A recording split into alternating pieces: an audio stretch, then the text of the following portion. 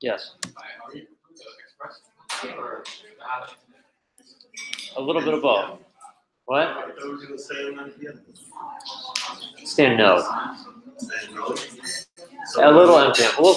Express on Monday or Express today? We'll probably hit Express on Monday, but I will touch part of that, like the first half of that lecture.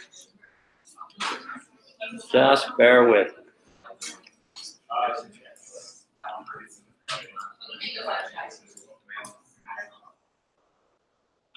Okay. All right, clap your hands if you can hear my voice. Clap your hands 2 times if you can hear my voice. Awesome.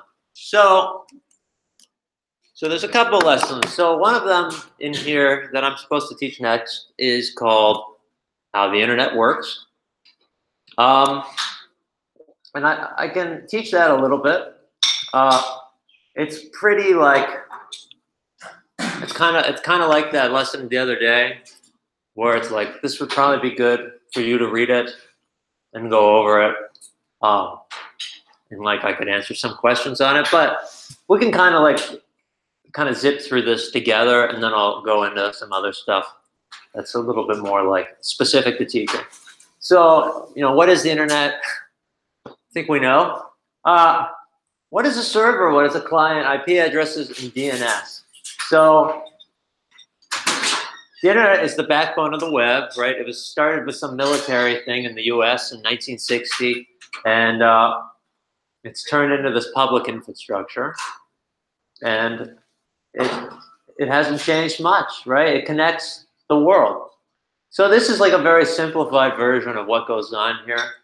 You have clients, requests, servers, responses, and essentially the client is whatever is trying to access something with the internet. So like my computer is a client, your phone is a client, and what it asks for is it sends out requests, right? Similar to how we were sending out like GET requests or posts, right? All those RESTful API types of requests.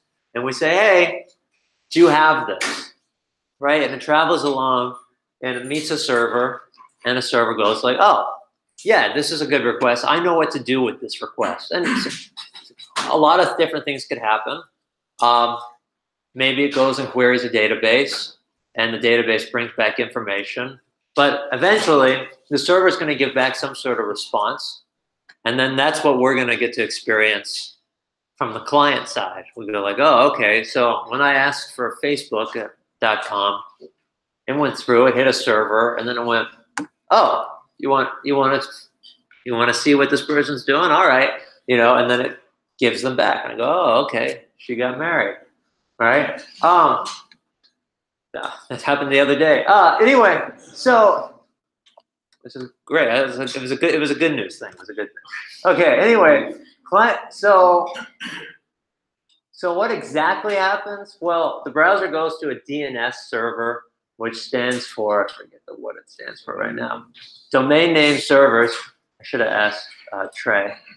And it finds the real address of the server. So the real address being like the IP address. It's kind of like this address book, this DNS. So we get to see the words google.com, right? But what Google's real address is 173.194.12.32. And so it goes like, oh, this is really the server you're trying to talk to, right? But we don't have these names because then it would be so hard to remember things. It'd be like, do you struggle with back pain, headaches, migraines? Go to 121.321.12.3, and you go like, what?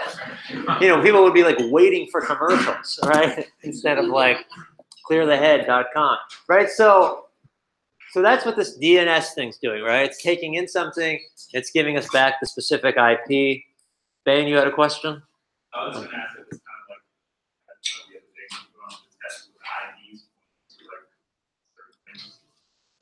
kind of. We're gonna get more into that later. So Bane's asking about, like, is it the same as like when we go to a specific ID? So that's more of like some piece of information that we're passing in when we access that site, and then that site, that server is going to do something with that piece of information to change what response it gives back to us. So similar, like it's involved, but it's not exactly quite exactly that. Corteza? That number is include everything, .com and HTTP. Everything is Everything. Let's go to it. So if I go to 173.194.121.32, I hope this person didn't prank me and go to some like site we don't want to go to.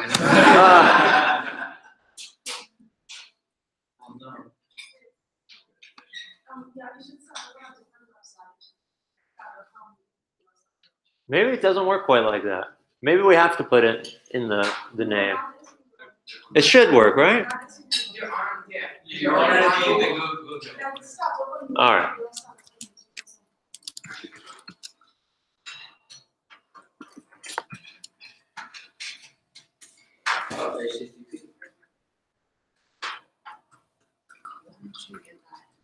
Looks blurry, right, to you guys? Yeah. No. So I don't know. I'm not going to wait for that to happen. It's not working that way, but that's what the DNS thing does. Let's go back. What's the next thing? So it sends this HTTP request to the server, asking it to send a copy of a website to the client. So we're like, hey, send your website to us, and then it says, all right, and it sends back the thing, and it also might give us a message like 200 okay, and then it tells us what files, and then our browser assembles these small chunks together and parses all the information and posts it on there, and then it's like, whoa, the internet's cool. What's another site I can go to?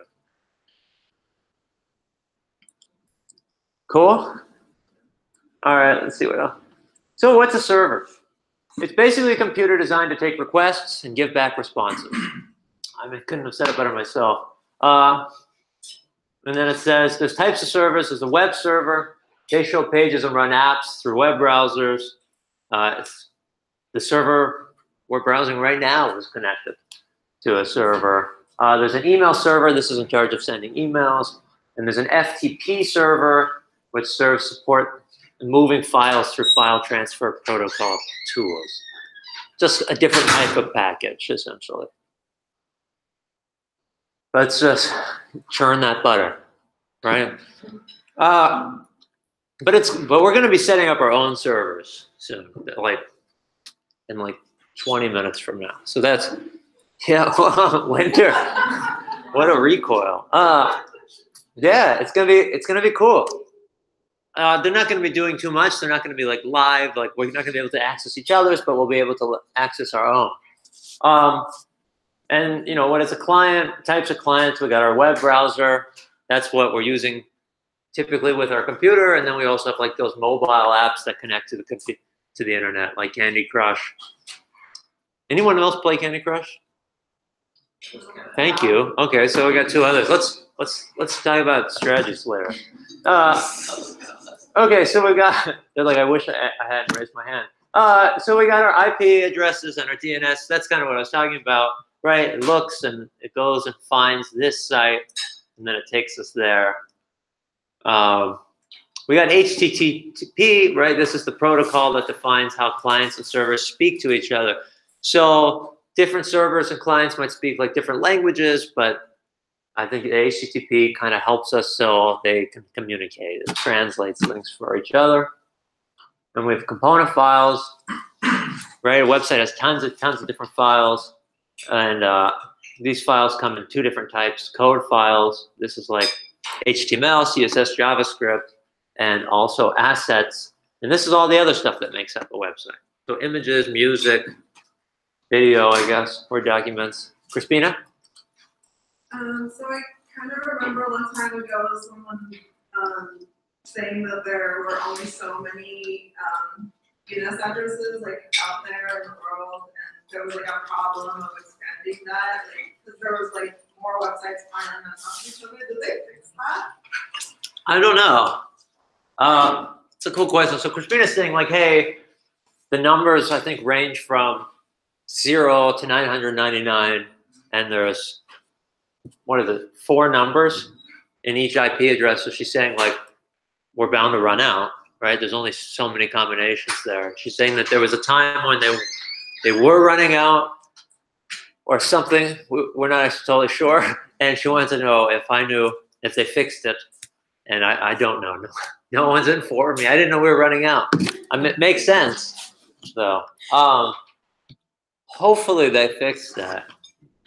I think we can still make websites and stuff, so maybe they have. Not 100%. Could still be a problem. But we could always maybe add more numbers at some point, right? Like 6 numbers instead of 4, and that would increase so many. Any other questions? All right, cool. So let's get into the next stuff. Definitely read this again on your own if it's not totally clear. It should probably become more clear as we continue to learn and make our own requests as clients and set up our servers and things like that. Okay. So what's next? So, okay, so I'm gonna go a little off book here because the curriculum jumps a little bit and I still wanna play with a couple more things, which is like, I wanna play with this module called FS module a bit more. This is something that's built in. And it allows us to read and write files, which I think that's kind of cool. And it's something that would be nice to know. So let's do it. So at the top, we can say like const fs. Yeah, please follow along in like your thing. And we can require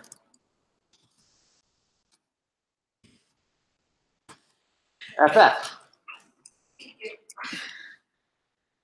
So let's take a look at what the documentation of FS is and see if it gives us a nice intro.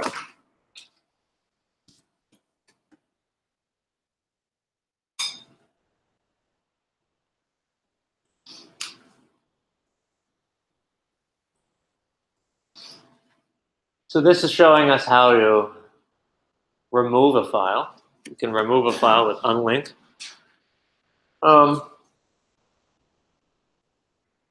We can rename a file. You can also just read and write. And let's just kind of dive in and see if we get it. Okay, so right now I have this hello text file. And I'm going to fill this up with some lorem ipsum. So I'm going to go over here and I'm going to say lorem ipsum.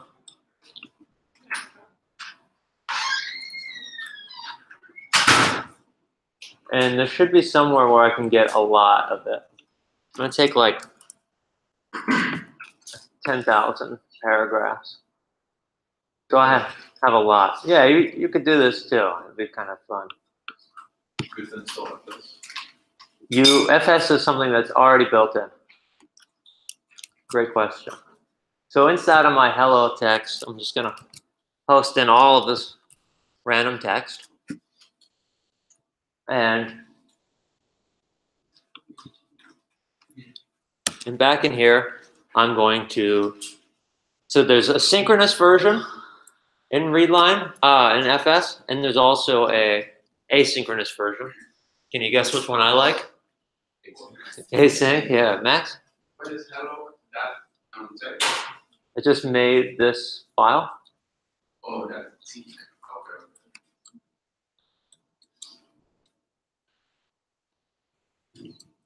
And so I could, well, we can start with sync. So I'll say like, let data And I'm going to say fs.readFile. What's spelled wrong? Oh, thank you. Thank you very much. Oh, thank you. Thank you very much. Okay, and then we are going to grab that file. So I'm going to go, it's in the same area. So I'm just going to say hello.text. Okay. And I'm going to specify in UTF here, UTF-8. So what's this saying is our computer parses things in binary, right? That's like the language of the machine, which is just 0 and 1s. Super hard to like understand 0 and 1s when, you know, I once almost failed the class because all the homework was in 0 and 1s. It's a joke. It's a terrible joke. It's a terrible joke. But UTF is saying like, hey, use English characters here. And I'll go, okay, cool. And so then on the next line, I'm going to say, maybe I should do sync. Let's do sync first. So this is a nice name, right? Clearly means synchronous. And then I can say fs.writefile sync. And I'm going to type in the name I want. So I'm going to call this goodbye.text and pass in the data.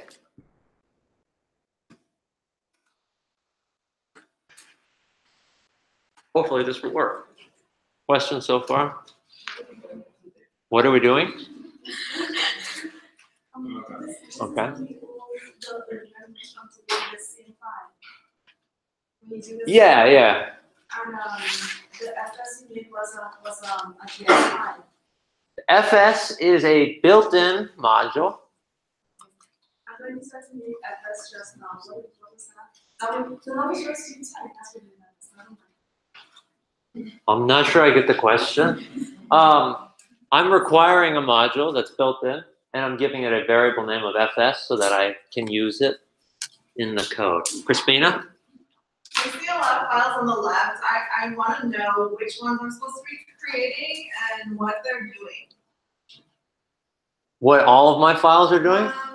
Yeah, because I don't know which ones we're using. This is the one I'm using that just tells me that I have a Git. This is an assets folder that has someone else's JPEGs. When Nalene asked me a question about trying to get a spider on hers. This is node modules. This came from installing Chalk earlier. This is play. This is something I was playing around with. This is unit 1 beginning. This is some notes I used to use. This is the walkthrough of the test that I did yesterday. This is git ignore. This includes what I don't want push to get if I were to push to get. Hello text contains all of my lower mibsub. Make this file. Math.js is not a file that I'm using anymore. I can delete it.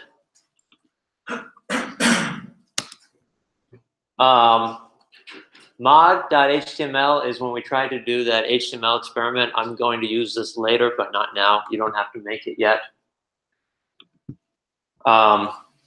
Package.json lock got automatically created, and package.json we created with npm in it. Cool? What I want you to have made is this mod.js and that hello text. And going through all the files, we saw that I definitely don't have a goodbye text, right? So let's see what happens when we run this. So I'm going to go up here, and I'm going to say node mod.js. And if we saw, made a goodbye text right here. This didn't exist a minute ago. And it's filled with all of that lower mibsum. So I now have hello text and goodbye text. We just made a file. Kind of cool, right? Copied information from one thing to another. If I want to remove that file, because now I currently have a file that I don't want. And this happened in a synchronous order. I can do fs.unlink, and I can pass in the file that I want to remove. So I'm going to say goodbye.text. So let's say goodbye and run it again. And hopefully we'll see it disappear. Through an error. Didn't like that. Yours liked it? Interesting. Invalid callback. What did you do anything different? Did you do a slash or anything? I'm gonna go slash. Let's see.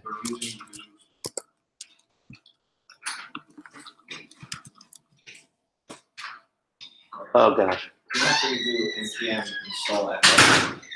Hmm? You don't have to install fs. Nope, it's built in. I'm getting the same error. Weird. Says the callback has to be a function. Is that I don't know. I don't know why that's happening. Let's check out what's going on with unlink. Was anybody else successful in getting rid of the file? Besides Mr. Park? Valid callback. Very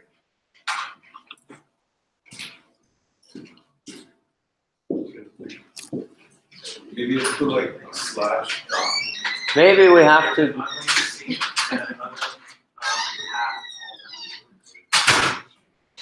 You have to pass in a callback, maybe? just says fs only sync. Another one's fs only path. Oh, okay. So let's use sync then.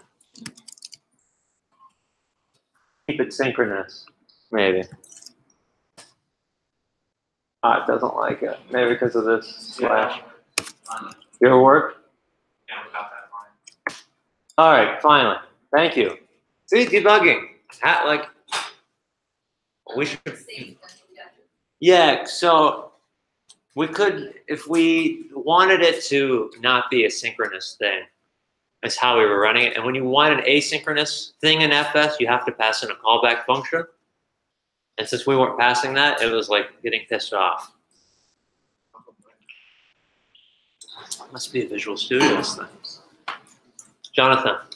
So when I edited my console to write the file, it says deprecation warning, only asynchronous. I'll pull back is deprecation. Yes, we did write file sync. And then my goodbye txt, and just says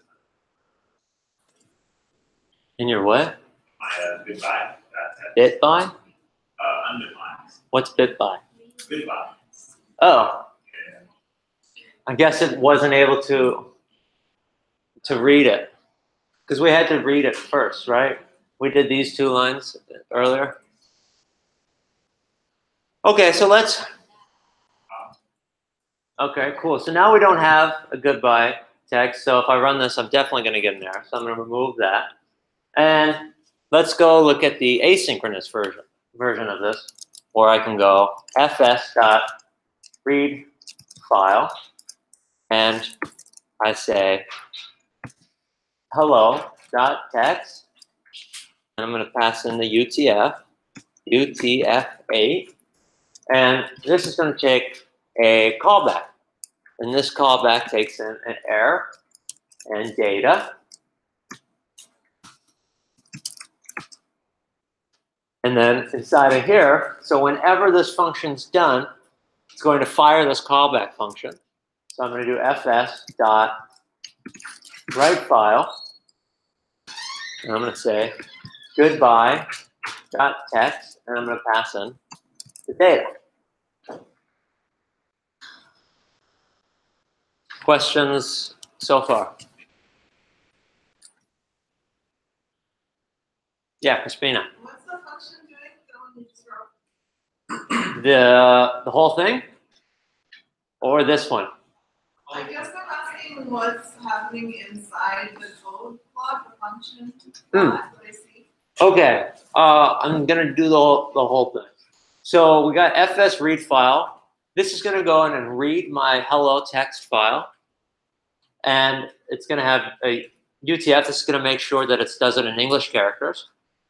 And then when this is successful, whenever that happens, because this code's going to be non-blocking, I could print to the console here, like non-block, and this will print before this happens. And then after this is successful, this is going to return two possible arguments, an error or data. And then after that, I'm going to write a file called goodbye text and pass in the data. Yeah. What part of it is making it synchronous? This is async. Yeah, okay, asynchronous. What part of it is? I mean, it's like it's built in to be asynchronous. So just like set timeout, like I don't know what part. So what set timeout? I know that's special. What's special about this is making it asynchronous. It's also special. The whole thing. Yeah, it's one of those asynchronous ones. Sorry, I can't be like more specific. It's returning a promise, I guess. Okay, so let's try this. Let's run this and see if we get some success. So we're hoping to see a goodbye text show up. Oh my God, I didn't like it. But non-block show up before. I guess this needs callback too.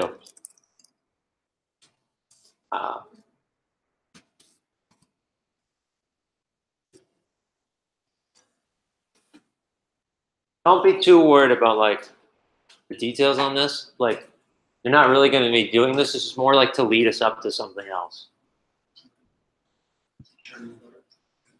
Yeah, this is kind of like the butter thing. Okay, so great. And then worked. We created our goodbye text. If we can see, there was no data returned. I mean, I only passed in one argument. This probably was supposed to have a second. I didn't know it was a format. I show that. Oh, it probably is two things. It's probably error and data. Kind of like a read line pattern, FS pattern. Okay, so what we're just seeing is we can read, we can write, cool. We saw how we could remove a file with unlink. We also saw that, well, we haven't seen it yet, but you can also make directories. I don't want to like go into all of them because you're really not going to have to do this very much, but you can do like fs mixture, right? Hopefully this looks familiar to some of us. And this also takes in the name of a directory once. I'll just call it stuff. Yeah. So this is just kind of like file system, the FS. It makes directories, leave directories, copy text documents, text documents. It only works with text documents? No. What else? It's the same as like how the terminal, you can touch files. I think we can do a lot of things with it, but I'm not like so adept with all of them. So like Alex? technically, if we made a file like this to erase all the files on a computer. You'd have to like do it recursively probably or something. Oh, so this is just kind of like a file system that you can control and build yourself instead of using the terminal. Yeah, this is stuff we're doing. Let's see if this works or if I'm missing a callback. Probably missing a callback. Well, I probably can make it synchronous. Easier. Don't have to worry about callbacks. See, now I have a stuff directory that I could put stuff in. But I don't really want that. I can remove that directory by doing rm for remove directory. Oops. And we'll see it disappear.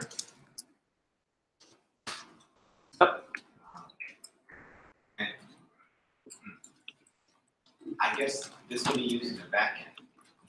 This will be used to manage.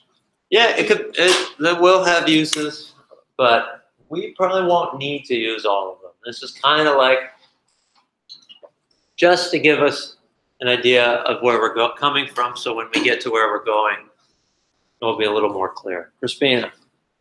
So I finally see that FS is the special thing I was asking about. What does FS mean? This is a module that I've required. It's a built-in module, and I'm assigning it to a variable so that I can use this object and all of the functions within it. Does it stand for anything? I think file system Files. or file what? File system. File system. Process. Everyone's shouting file system. I'm going to go with everybody on this. I'm going to use the audience. It's one of my lifelines. Okay. So let's go. Let's keep going. So we're going to use, I'm going to move away from this for a little bit, and then, let me see, I have a note on some of this stuff. I want to see when it comes. Okay, so I'm going to talk a little bit about servers right now, which is in our lesson. I'm going to leave this code here so we can return to it later, possibly. But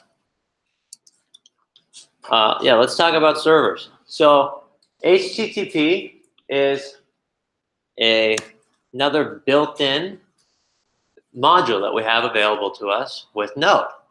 And HTTP allows us to go out and set up a server, which is really cool, which is kind of what we were talking about in that like internet thing where the client sends a request to the server gives back a response. So let's kind of see what that looks like and require it. So I'm going to say const HTTP, and I'm going to require HTTP. Oh, hey. Babu. Oh. This is built in. If we don't install it, it's built in. Where's the directory of that? In the MJS? Sorry? You got the directory. I don't know. Oh, there's one more thing I really wanted to show us before I forget, which isn't in the curriculum, so pay attention. There's a keyword called __dir name, which will come in handy someday. Like that, it's a keyword. And this is going to show us exactly what directory we're in. So when I run this, it shows us. So this can become handy if we have to give like a full path to something and we need it to go from this file eventually. Not yet, but eventually it could be handy. Something nice to know. If we needed that full path right there, that's up there, how can we copy and paste from the terminal, or how would we access it? With this __dir name. You can't copy it. Okay, so how do we get the full path? And yes, okay, so if you wanted to use the full path in a different place, you just type it out. Like, is there an easier way than just like copy it manually? Or save it to a variable. I mean, if you're trying to access the path you're at, it would just do __dir name. Like you can append, this is a string. I can append /Corey to it. And if I run it again, oh, maybe I can't. Oh, I probably can't. So yeah, I have to do a plus sign. Maybe I might be misinterpreting the question. I think I'm misinterpreting what's happening right now. Oh, maybe it's a compromise and we're both misinterpreting a little bit.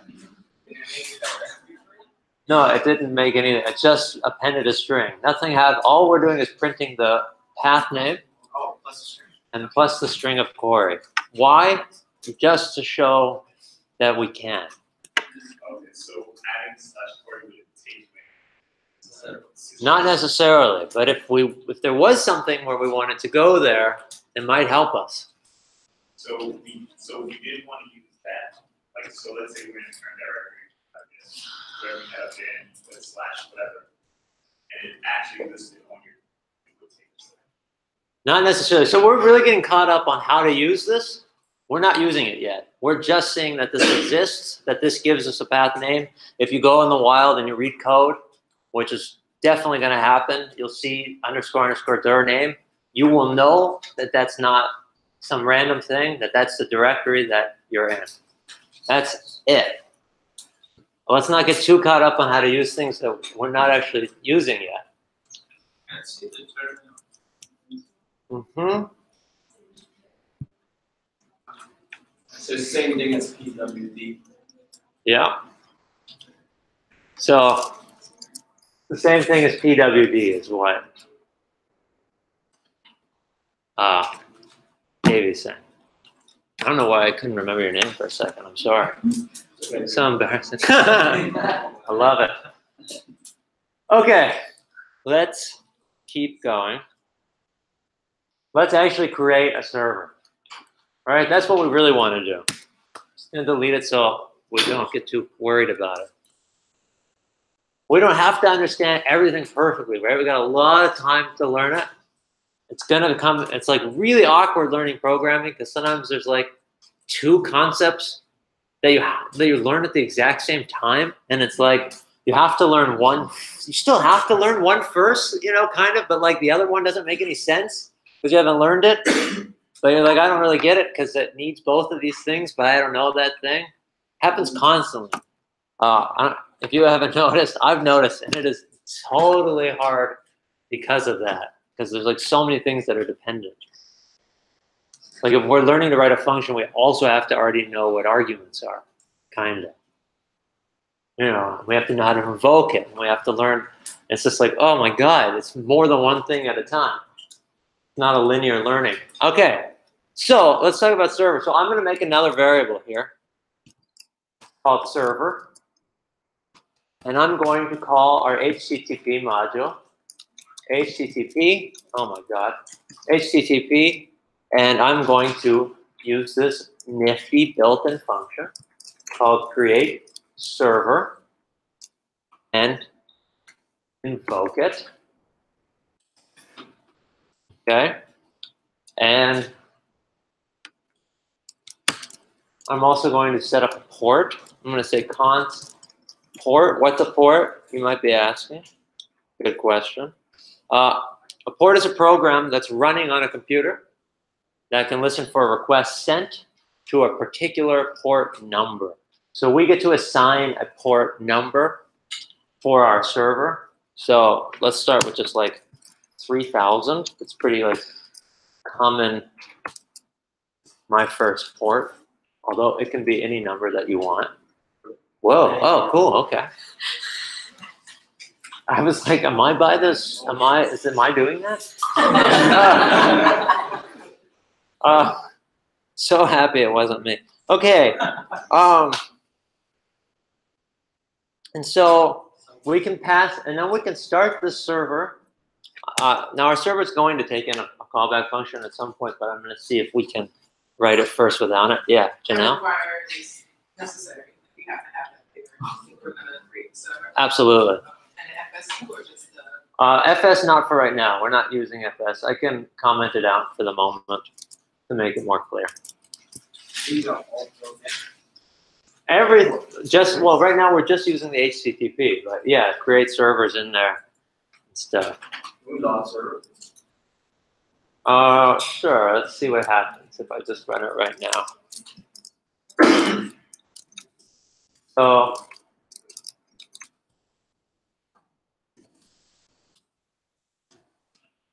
Let's see, it might not even. Oh. Yep, so this is our server. Doesn't need to mean anything to us right now.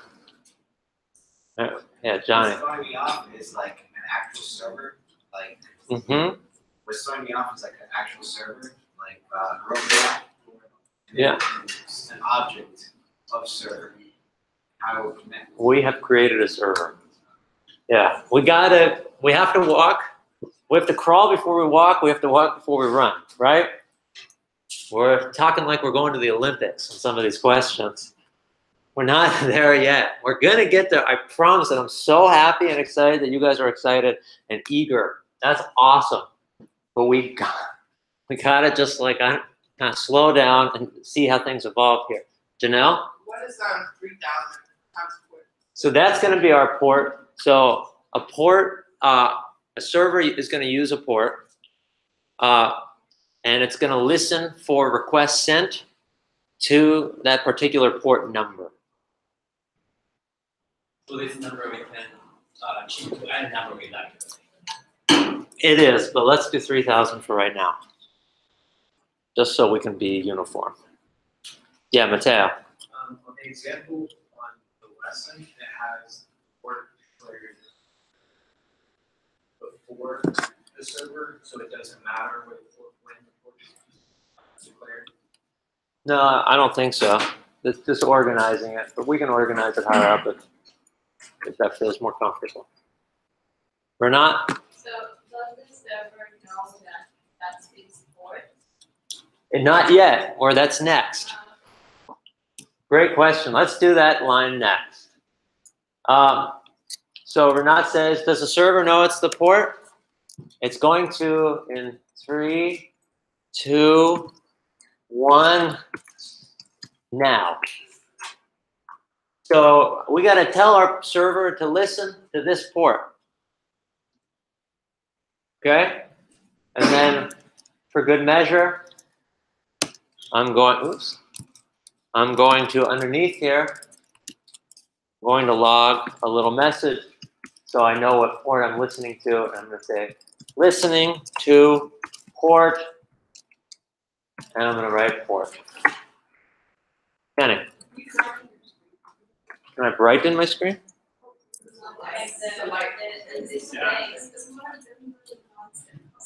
Yeah.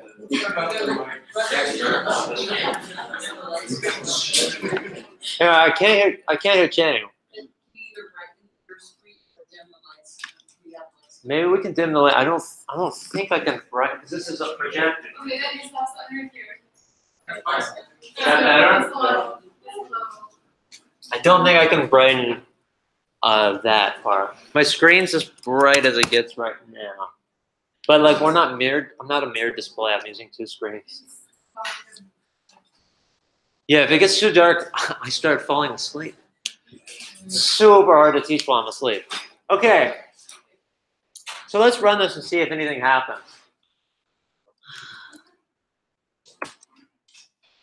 So it says listening to port 3000. Okay, that's new, right? So we've got a server. Congratulations. All right. Hang on, Johnny. All right. Hang on, Janelle. And let's go. And let's go. But it's running. See how it didn't finish? It's listening on this port. So when we go here, we can open up our browser and we can get to go to localhost 3000. We hit enter. No, it's a server. But we don't see anything yet because we're not doing anything with our server. It says localhost 3000. No, just colon 3000.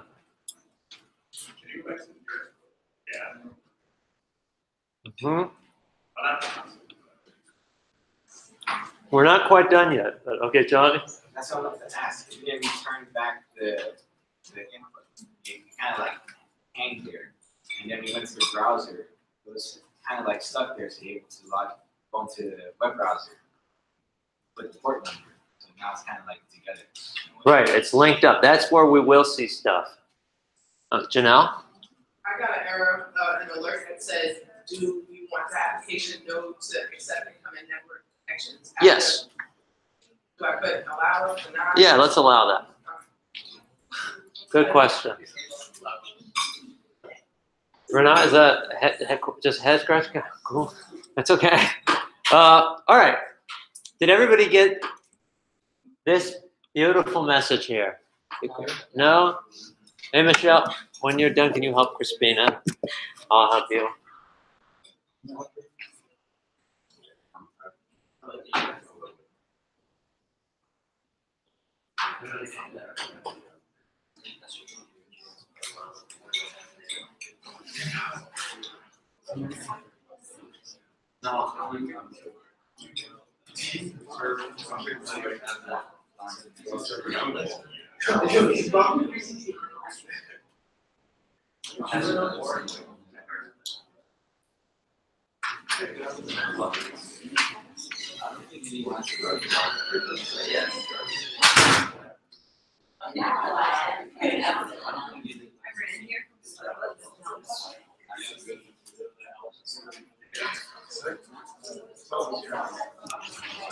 All right, clap your hands if you can hear my voice. Clap your hands twice if you can hear my voice.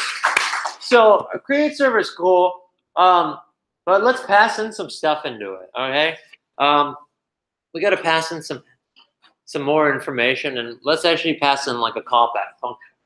So I'm gonna write an ES5 right now, just so we can really not get confused. And it's a function, and this is gonna take in a request and a response, right?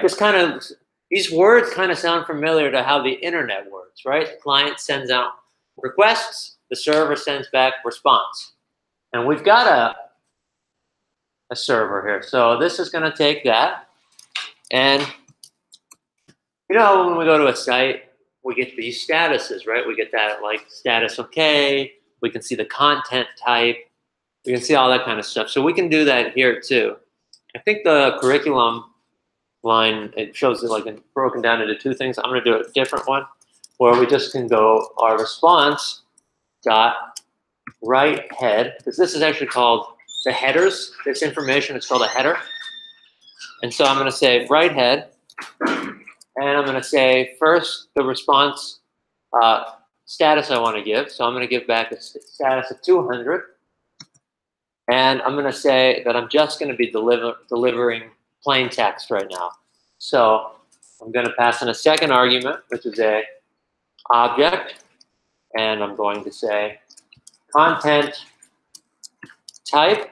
Pay attention to the way I'm spelling that with capitalization or whatnot. And this is going to point to text/plain to show that it's plain text.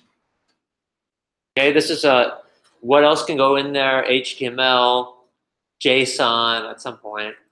But for now, we're just going to do text.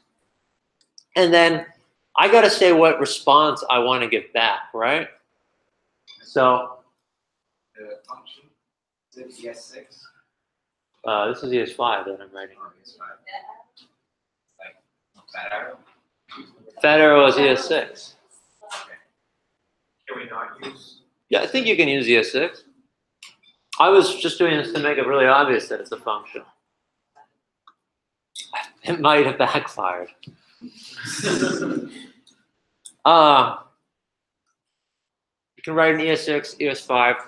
Both should be totally fine for something like this. Sorry, what's going to the response okay? Yeah, this means the response is going to be okay. And then I'm going to actually put out the content I want to have it. So I'm going to say res end. It's another built-in thing. And I'm going to say check this out. Okay? So something we should know, every time we've made a change in our server for now, we have to do this really annoying thing of killing the server with Control-C and then restarting the server.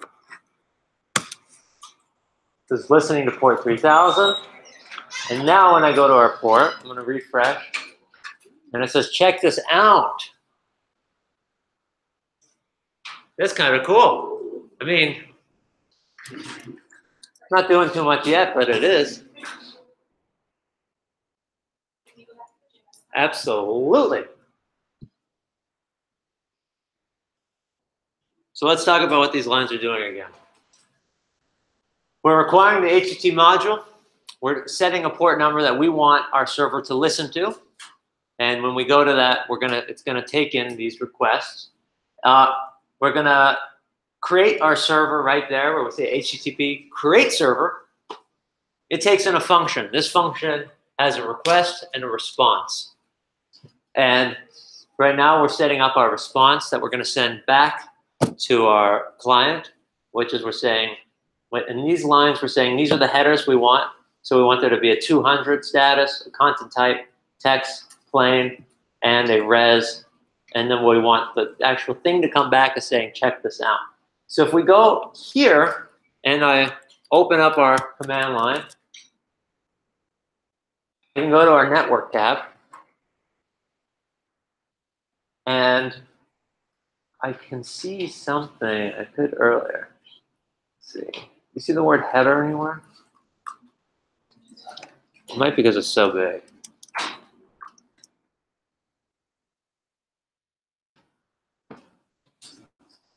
Where is it?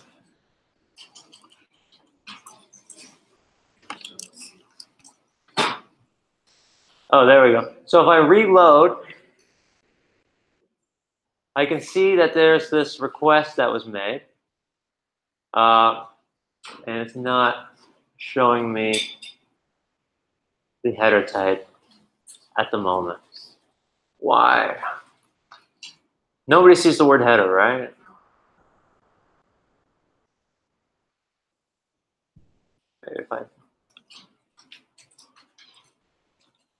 Well, you'll just have to trust me for right now. I don't want to waste too much time just to see that's a status 200. We're not?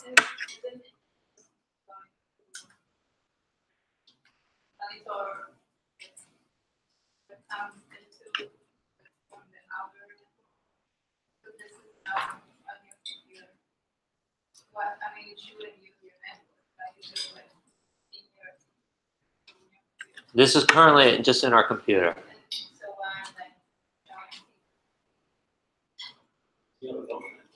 This is the local network, yeah, on our machine here. So it's kind of like. I mean, this is like our browser. I don't think our browser knows the difference between whether we're on a computer page or our page. Johnny? I want to ask you about JS. I want to understand the function. So right head and end are keywords. 200 is the HTTP. Well, they're functions that come in on our res. Yeah. Oh, yeah, I see that. You do? Yeah. Where? I have on that IC under localhost. I don't know if you have that. All right. Well, we'll get to it later. But go on, Johnny. So right head and end, you said functions. So, Yep. oh, okay, I see. And 200 is the HTTP, okay. Content type can vary. Right now we're using text, plain text. Yep. And check this out, it's a string. Line data. This is the plain text that we're sending back. The functions from the call that you set up, you require, right? Set like the objects, so you're calling functions from the. This is on the response object that we're going to be sending back. That's right. Okay, now I get it. Okay, Takia?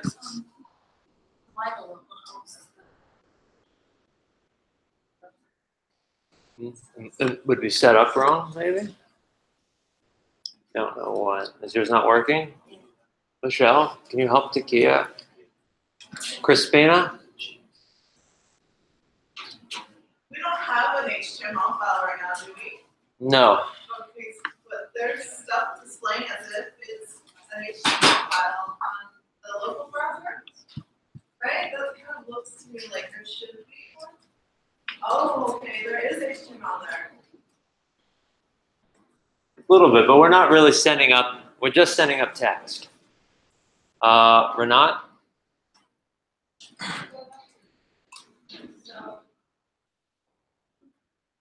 Looks like we didn't use the request argument in there, so Exactly. I haven't used it yet. I will in a bit. Alex, you had a question? I was just wondering if you could write that in ES6. It would just be remove the function and have a fat arrow. Yeah, so. Oh, you can, yes. Johnny. So res is the same as server in this case, so it's server.writehead and server.end get functions from the server. We can't use the word server there. We have to use res. That's coming in as our callback. Because res is the word that takes place in the server. It's an argument in our callback function. Okay. We're not? yeah, not sure. Okay.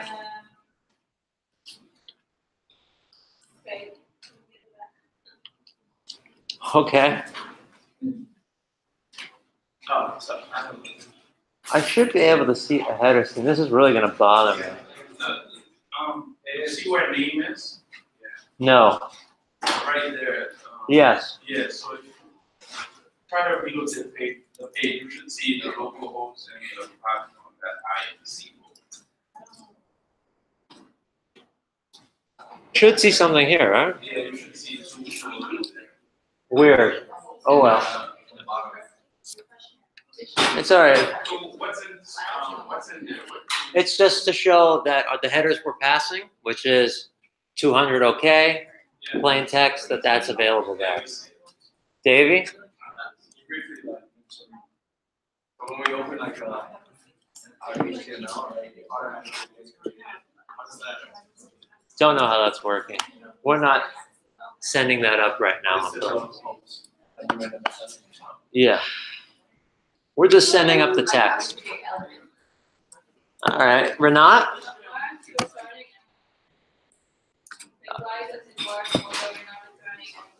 Because this is the response back from the server.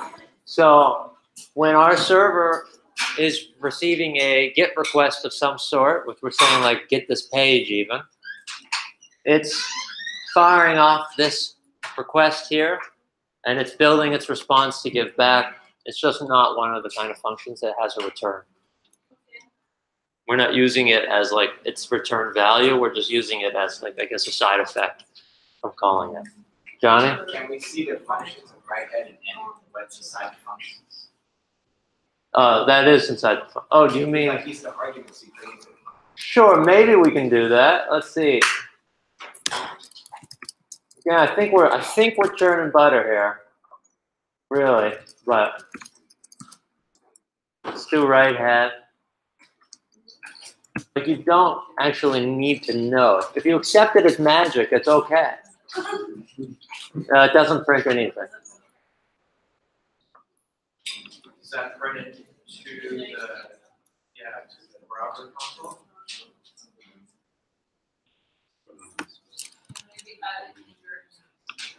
No.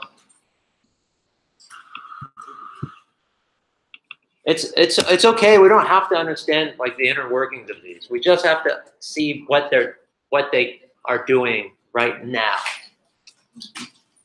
No one's going to ask you to write your own writehead, ever. At least not for a long time. Just showing this is all going to get replaced with Axios, but it's not actually Axios. It's called Express. So just like we were learning XML HTTP requests, and then we learned about fetch, and then we learned about Axios, we're learning about this, and then we're going to learn about what's coming. Express has something to do with Axios. No, it's a comparison of like how we learned XML HTTP requests, then we learned fetch, and then we learned Axios. All of those did the same thing, but we ended on one that was a lot easier, prettier, nicer to understand. So This is XML HTTP request. Express is going to be Axios. Cool. All right, I'm just going to keep going. So we can see here, though, that if I go to something else, so 3000 and I write like cats, we still get the same thing. it doesn't care what I'm typing in. But if we go over here, we can actually log it. So if I say log, and this goes back to Renat's question when she said, hey, we're not using requests. I said, absolutely, we're not. We can use, if we look right now, we can look at this request.url. So I'm going to save this. And I'm going to refresh with cats. Oh, we have to kill the server, right? We made a change. Johnny, this was your right head function. I guess. Okay, so we made a change and we didn't kill the server. Very, very annoying. Let's refresh with cats, and we see it shows, oh, it called for cats, and then it did some favicon thing. So this is a favicon, this little thing up here, and for some reason mine, it keeps doing that. I don't know if yours is doing that too. It's just doing that right now. Don't worry about the favicon thing. But we can see that now I change, if I go back without cats, and I hit enter, we get just a slash. So why, does anybody have any idea why this might be kind of cool? Folders, maybe. Someone new, anyone new wants to take a guess why this might be cool eventually? Why this might be cool eventually? How when I'm changing what's up here, we're getting something different right here. What does that remind us of? Tyson? Are you creating like an object that you're going to use in No, not yet. Mateo? Exactly, right? This is like every website we've ever been to ever.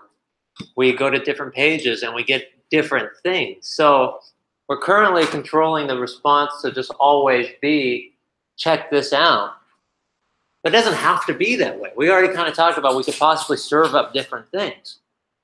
So if we can serve up different things, then somebody could change routes and see a different page. So we're going to get to that soon. Yeah. You can't get the power. Have you restarted your server? Michelle. You just put cats right behind 3,000. Yeah, /cats. Yeah, make sure you can get that to work. I have to spin up my count. It is getting so still. Yes.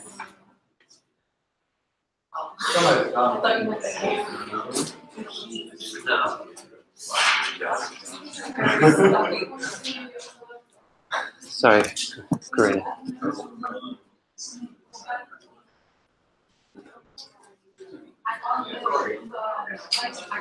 So. Yeah. We type cats and then restart the server in the front side of cats. Why is it like that? Even though it exists. It's getting a request. Oh, request. Okay. Firing that function that's logging it to the console. If you're having trouble seeing that happen, let me know so I can help you and stuff.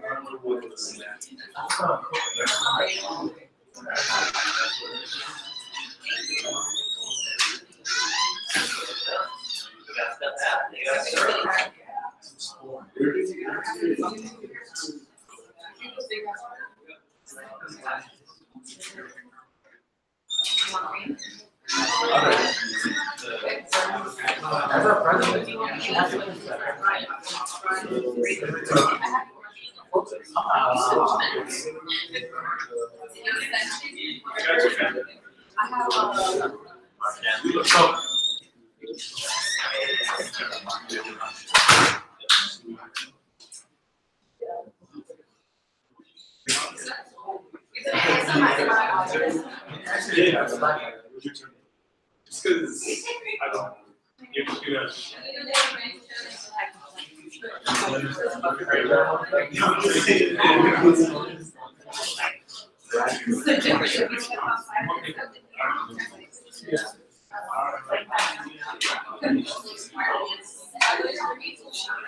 Oh, sorry.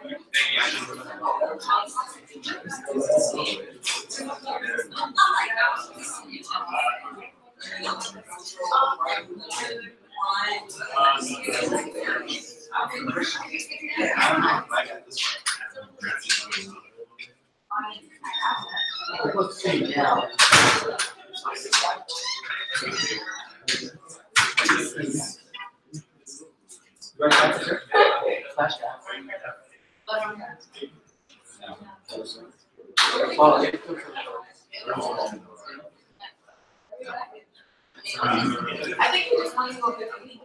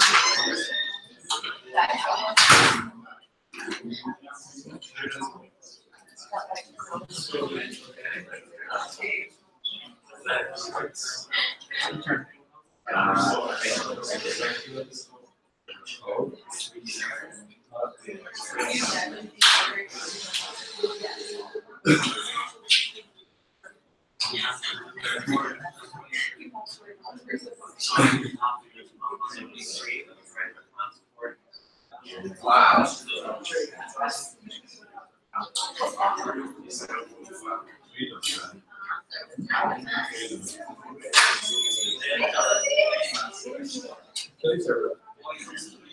Yes.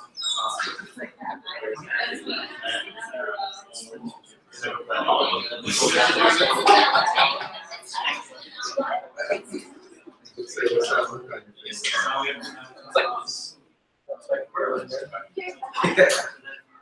Slash, you go to site, that's dedicated. Oh my god. I haven't worked on pressure. I've been so tired this week. That's why I've been wearing this week, so I had to hide my back. I've been hiding my Good job, you say. under my eyes. Yeah.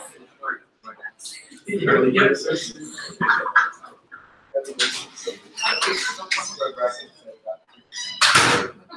All right, cool. We getting some success there? Excellent. What was wrong with it? I didn't kill the server after I made changes. I thought we did. Begin. Oh well. Okay. Cool. That's on me then. Okay. So killing the server is super annoying, and it seems to cause us a lot of issues, including myself. So let's do something that's kind of fun. So we're not going to use React, Alex. Very clever joke. Okay. Let's go to this site. Let's go and type in NodeMon or NodeDemon. I called it NodeDemon forever, and then someone said it was NodeMon. And that was pretty embarrassing. So this is something that's kind of cool. It's like no monitor. Yep. So what is a demon? All right. Let's keep it going. Let's take npm install, and if you do the G, which means global, that means you'll be able to use this in any of your applications that you want. And you can write NodeMon. So I'm going to copy that beautiful line there. I'm going to go back to my terminal. I'm going to paste that little beautiful line, and I'm going to hit enter. Jonathan? Yep, but it's going to be installed globally. But yeah, there's no need to leave this terminal folder for the remainder of the day. And I'm going to go install, and it's going to install a bunch of stuff. It's going to take a minute. Hopefully you're doing it at the same time as me. Okay, I got a permissions error. Anybody else get a permissions error? Yeah, a bunch of needs to go. So in order to get around that, I'm going to try to install it again, but I'm going to write sudo in front of it. You don't get an error? That's better. And this needs the password to my computer. And now it will install it for real.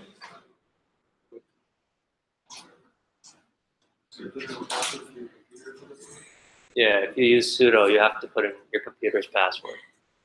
No matter what folder you're in, to install it. No, but we might as well just stay in the same folder. So we're installing this globally.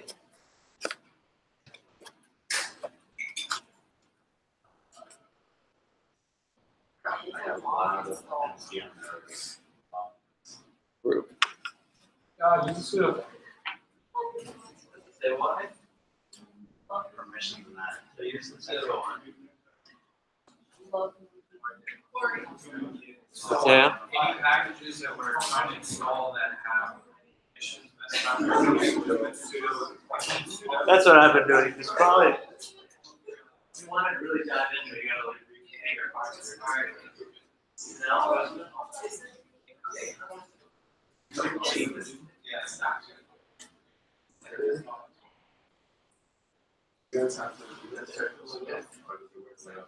Mine is not bad. Just those two pages doesn't work. But it should have the same password. Mine had a bunch of errors. Don't know why. It shows that.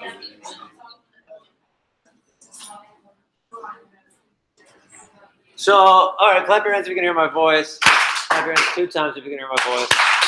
All right, let's stay on track. so everyone's saying, well, what's this for? Well, first we have to install it. Second, now instead of saying node, now instead of saying what I've been doing, which was node mod.js, I can do node mod.js and hit enter. And now it says it's listening, right? So, but now if I go into, oops, wrong spot. If I go into my atom, I want this visible at the same time. And I make a change. Let's say I don't want to request the URL. I just want to console log the request. So I make this change. This. Oh, I got to save it. Upon save, it turns it off and automatically turns it back on for me. It's updated itself, so I don't have to stop it and switch it. What? I just changed it off of the URL. I'll change it back because I want that URL. Save, turns it off, turns it back on.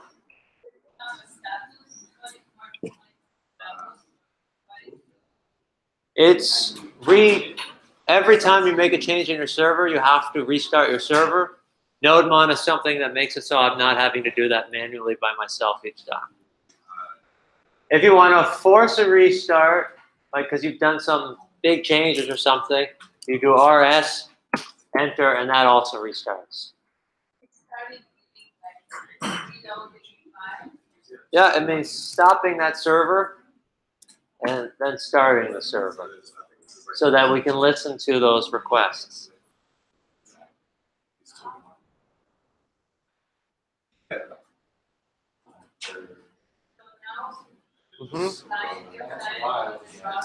Hang on, there's like a ton of talking. I don't know if we're just hanging out or trying to problem solve. If we're trying to problem solve, let's keep it down. If we're hanging out, let's just not.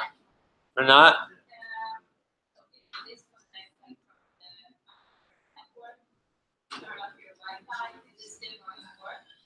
Yeah, right now I don't need Wi-Fi. Okay, so the browser and I send the request report Mm-hmm. and like server gets that request and brings back. That's right. Perfect. So Renat just described to us what's going on. She said that the browser is our client. It's sending a GET request back there to our server. Our server is then firing this function where we have access to the request, but then we're writing up a response and we're sending a response back that just says, check this out. And that's the loop. So it's not incorporating any IP addresses right No. Leo. Yeah. How can you know that it's server has been killed? It seems that there are no differences that you have from command line. This is what it looks like when it's running. It has like a continuing thing, so typing it doesn't do anything. This is what it looks like when it stops. I have access to typing in like actual commands. And if I type in it, it will throw an arrow. Say, hey, that command doesn't exist. Let's do use Control-C. To kill the server.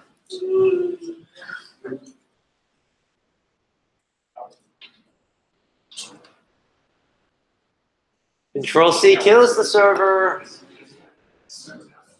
NodeMan file starts it up. All right, I'm going to keep going. Ask a question. Sure. Can I see like on the JSON file dependencies after we install the node mod, or is it globally? You can see that in your, globally, I think it's stored somewhere else. So kind of like your local machine. Yeah. Not dependencies. Well, it might still be in your package JSON. No, it didn't show up in my dependencies because I installed it globally, not specific to this project. Because I don't really care if somebody else who downloads my app has node mon. I don't really want them messing around with the server if I set it up. So hopefully they only need to start at once. Yeah. Is that key, Yep. But you don't want to do it for everything because you don't need read line sync for every single thing. And you might forget to add it to a package JSON for something you really need. Yeah, Andrea? I was just refreshing the whole. Okay. I was just thinking about I don't know what showed up. I mean, if you go to your terminal and then go to your website at the same time. If you have it running on the terminal. Well, oh, I don't have it running. Oops.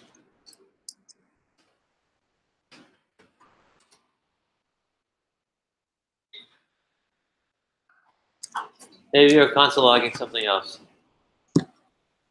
So in the future, when it starts becoming live, it's going to be like the IP address, like same two IP address. We probably won't have a message for, like, this is just like showing us the server, but where the server is going to be stored somewhere else, you're not really going to be. The user way, we never look at the servers we're interacting with as users. This is just our personal little server. So I want to talk a little bit about something else. I want to talk about something called streams and buffers.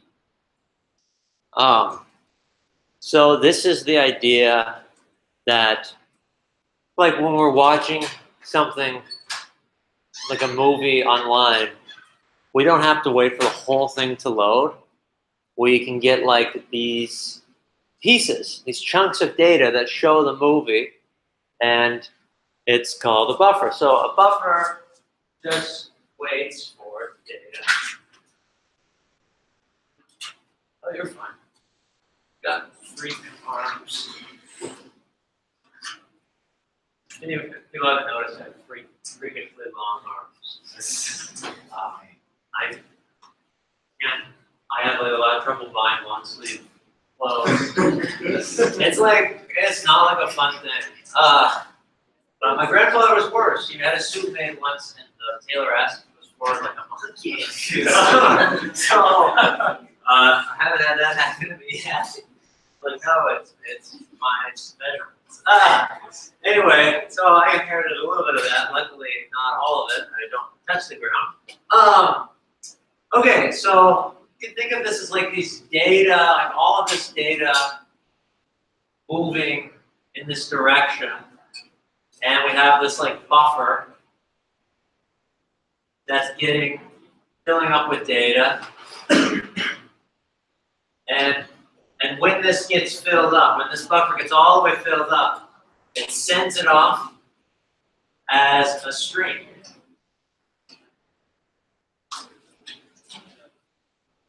Okay? What's memory blocks? Yeah, it's like chunks of data.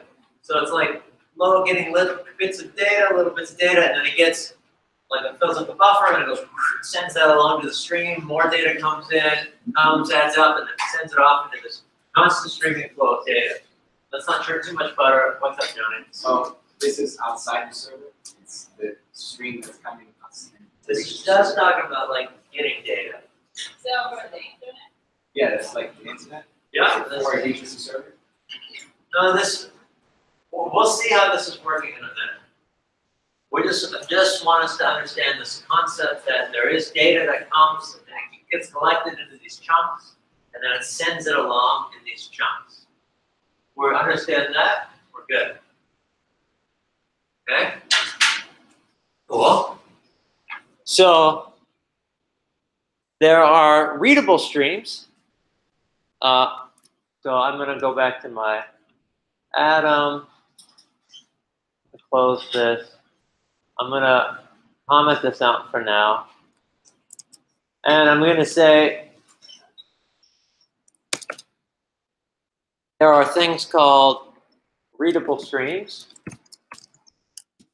right? And this allows Node to read data from a stream. There is also, as you may have guessed, writable streams.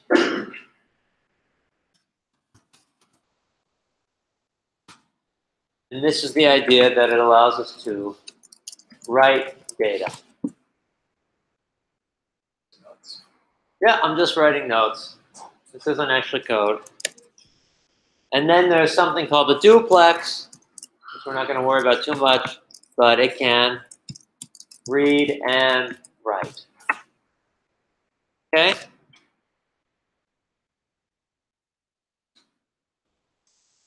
So we've got these different types of streams here. And let's see this kind of happen, all right? So I'm going to go back to this idea of the FS module for just for a little while. And I'm going to uncomment out my FS module. Do this right here. I'm going to say like const, and I'm going to create a variable called my read stream.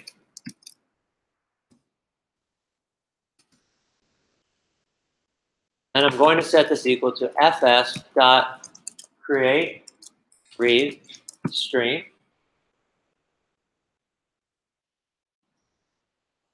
And I have to grab the file that I want to grab for the read stream. So here is when I'm going to use that dir name. I have the path to the file. I'm going to say slash, oops, not slash, plus slash, I'm going to say hello.text, right? We remember this file, that big hunkin' file with all that lorem ipsum. Okay. And I'm going to also do UTF-8. Okay. Okay, so far? Okay, cool. So on the next line, I'm going to use this. So I'm going to say my read stream. And I'm going to set this listener on this. This is something that we have built in onto this, like what gets created with this FS create read stream. So I've got this listener, and I could say on, and I have to say the event I want to listen for. I'm going to listen for the event called data. So every time I get a chunk of data, I'm going to do something with it. And I'm going to say, I'm going to call this callback function. That's going to have a chunk. Right? This is the listener that will listen for this data event. And for now, I'm just going to console log chunk. Okay?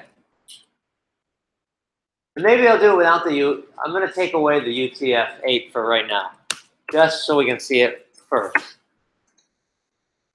Questions on what we've done so far here? Johnny? What is a keyword? Data. Data is a listener that we're listening Like how event listener. at click. Yeah, this is for data. Good question. Eric? Sorry, I don't know about the follow-on. No worries. The UTF-8, you removed it. I removed it right now, and then I'm going to put it back. Jonathan? All right, sometimes what you're looking at, but I'm not there. That's why I removed it, so we can see both. We're not?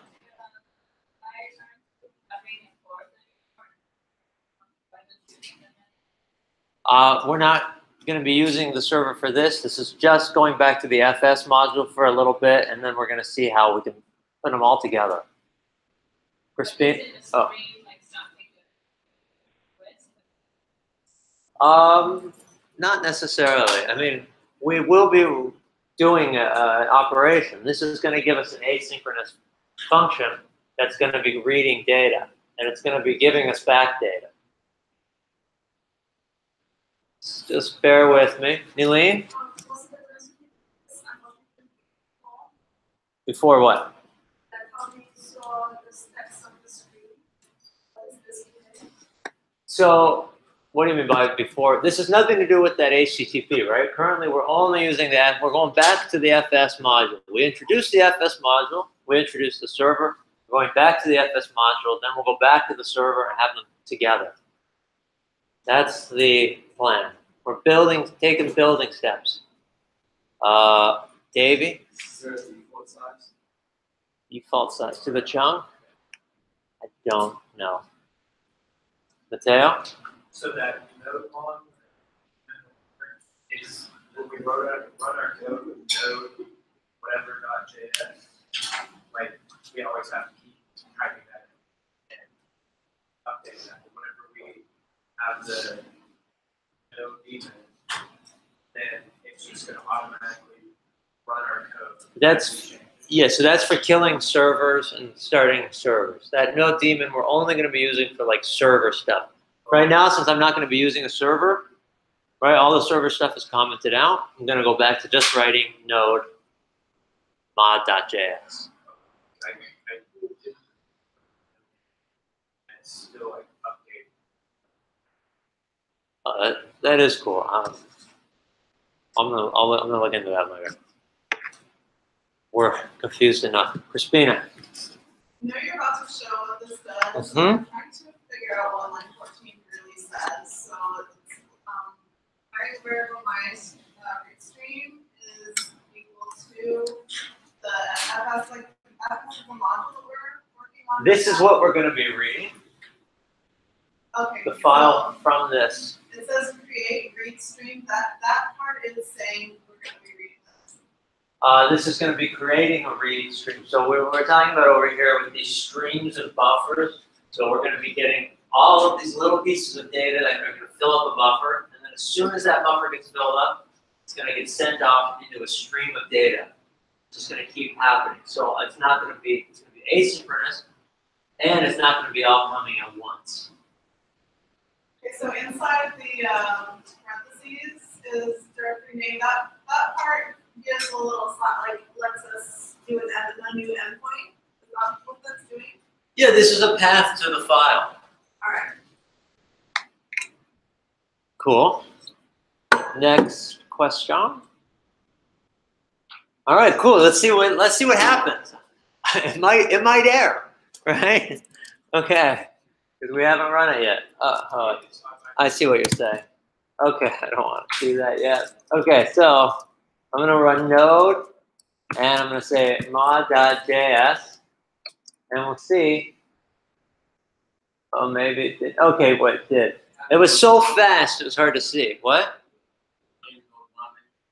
We're not. I mean, you could, but we're not using that right now. We're not dealing with the server, so we don't need to keep killing it and restarting it. We're just running it when we want to. So this is before UTF-8 translated from binary to language. That's why it's giving all this text. Yes.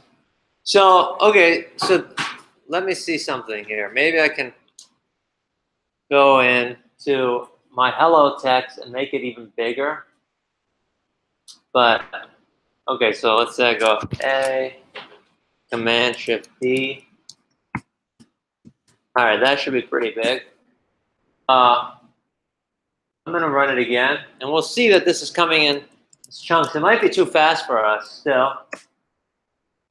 But you can see that we have these chunks. See, everywhere it says the word buffer, It represents the data. it's a chunk of data that just came.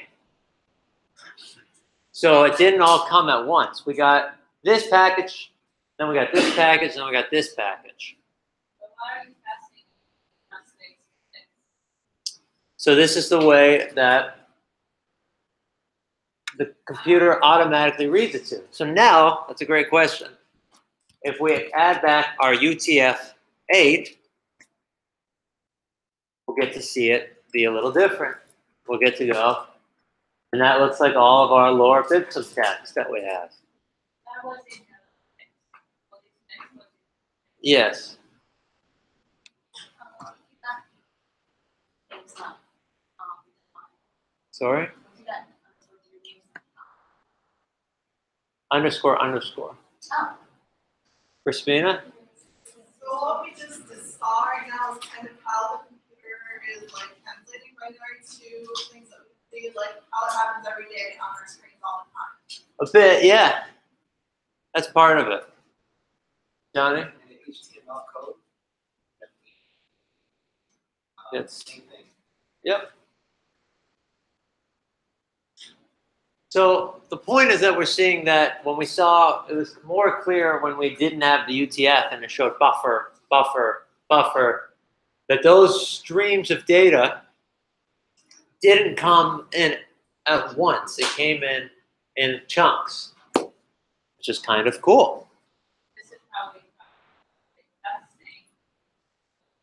Like this is very similar like what's happening when you're watching a video online and why you don't, the whole video is not loading and you can still watch it. Would we be able to do like a little set timeout, or something like that? Would that make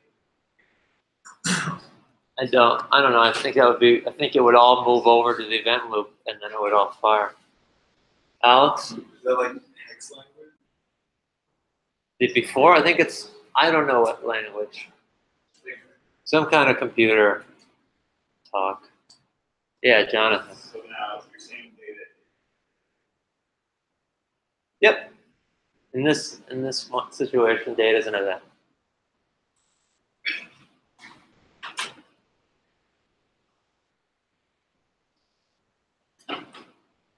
All right.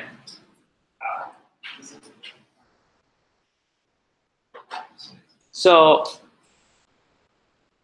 what if we want to do a write? What if we want to write all this stuff somewhere else? Right? So I'm going to make another variable. I'm going to say const my write stream. And I'm going to say fs dot create write stream. And so this is going to allow us to keep writing things as it comes. So this is going to pass in where I want it as well. So I'm going to say underscore underscore dir name.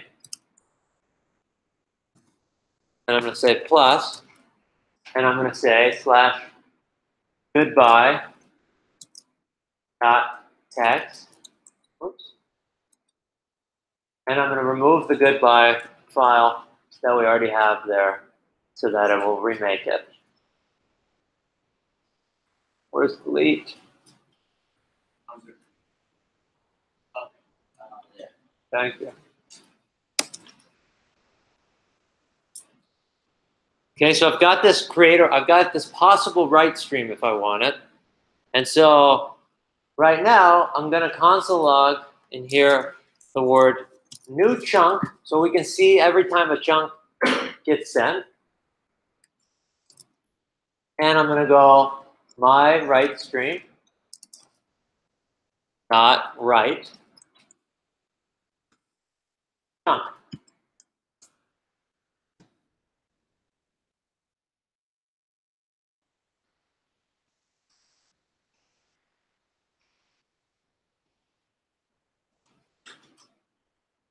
It's just replace the old one with new one. Sorry, Leo? It's just replace the old one with new one. What do you mean replace the old one with the new one? Just right. As one. I removed the old one.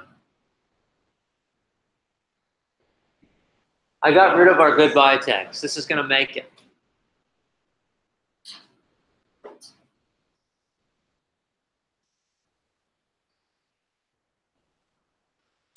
Let's just keep in mind this is like more of like this history lesson and seeing eventually how we're going somewhere. We don't have to have all of this memorized. I don't.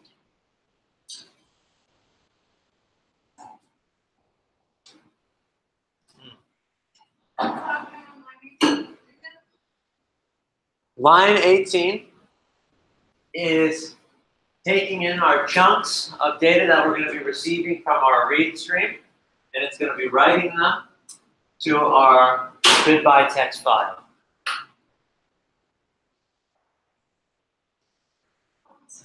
Yep. This is just something like, this is that state, it's out of that. That it's this archive, it's also nice. Yeah, there's some similarity there, for sure. All right, let's try it. So I'm going to clear this. I'm going to run nodemon. We see I got all of these new chunks, right? So all of that data got packaged up into like these 9 chunks or however many there are, and showed up in this goodbye text, where now we have all of that lower bips.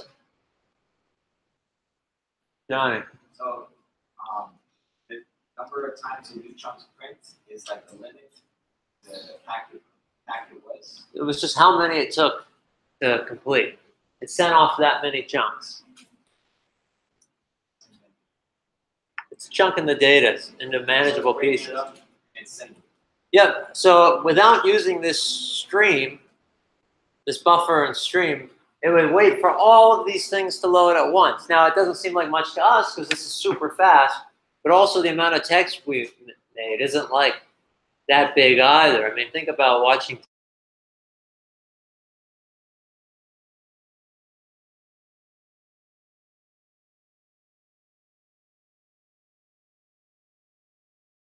Yeah. That's how many chunks were sent. This is a listening, or on this read stream, every time the stream read, it fired off an event and passed the result of that event into our callback function. A chunk is this big chunk of data. Christina? Are there actual parameters on the top, like how big the data, or we need a new top? I'm not sure about that. That's a good question.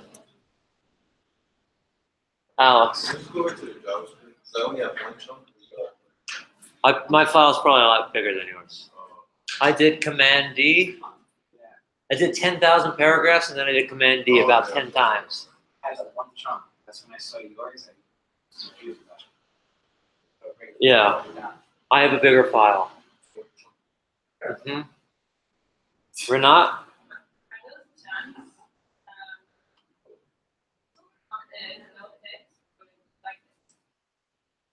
One more time. Those chunks are filing into the hello text or goodbye text.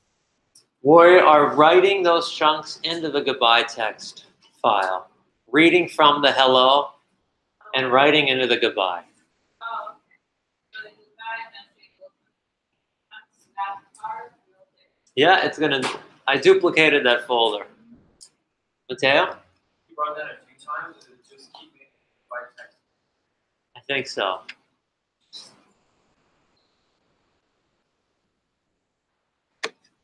Okay, so there's a more elegant way to write this, as I think I've alluded to a bunch of times, and there's a more elegant way to the way I'm going to show us next too. But this is something that's called pipes. Pipes give us a more elegant way because this is a really common pattern of like things that are happening behind the scenes here. So instead of doing this code, I'm going to comment this out. I'm going to go my read stream, and I'm going to say dot pipe, and I'm just going to pass in my write stream. This does all of this. So if I get rid of our goodbye text, we can see it again.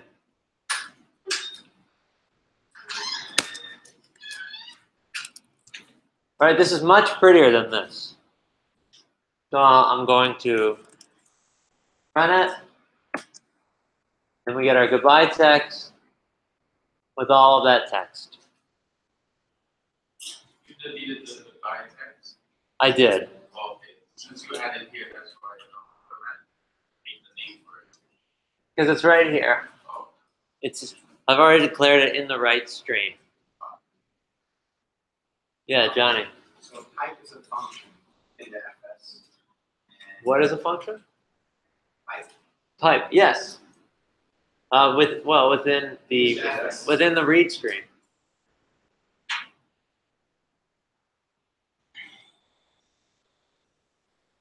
mean, that's kind of cool, I think, but yeah. I know it's confusing, and that's okay. There's going to be an easier way. It's just to kind of see what we can do.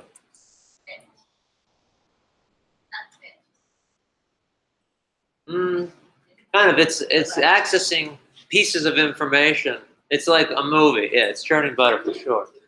Crispina? Did they actually use this for all their stuff? Not just text?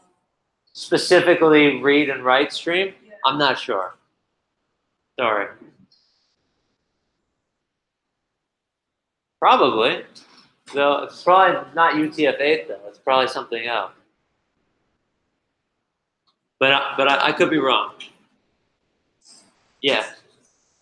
Jonathan. Oh, so you said we have the live text on that or again. In order, unless your file's not that big, you'll be able. I mean, then you'll probably be able to see what got added. But if your file's ginormous like mine, I won't be able to tell. All right. We kind of okay on this read stream, write stream. All right, let's take a 5-minute break, and then when we're going to come back, we're going to kind of combine the two things together, okay? What? Stand for what? Oh, cool, Alex. I've had people seated now for 2 hours, so I got to get them up a little. Pretty cool, right?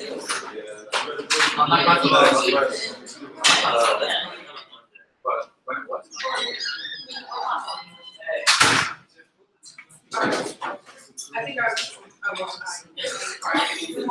But this.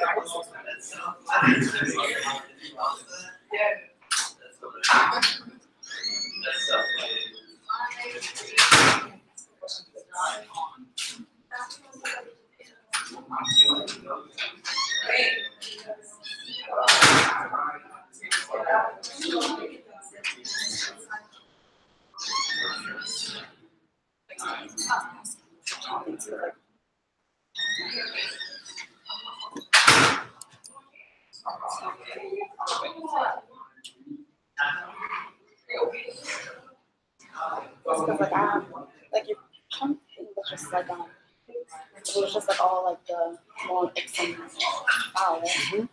Yeah, I have you got 10,000 lines, right? Me? Yeah. I don't know how many. Tons. I could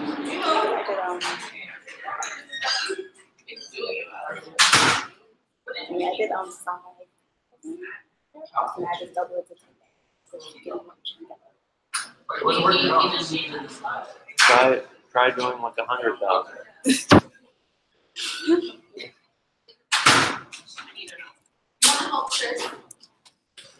It just looks like a top.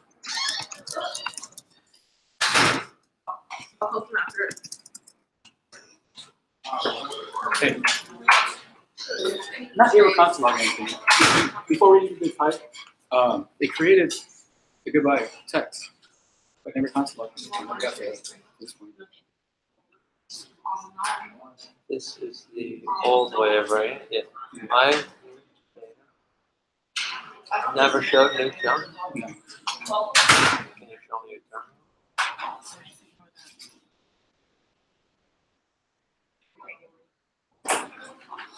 I'm pretty sure they know how you console it.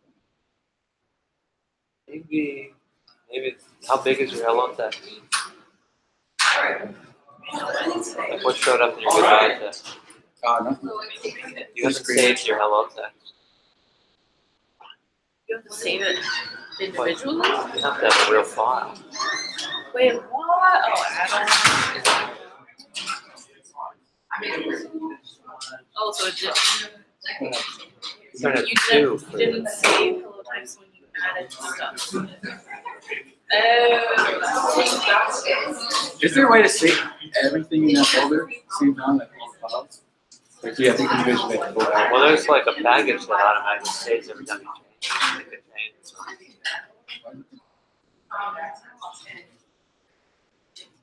We had two in here.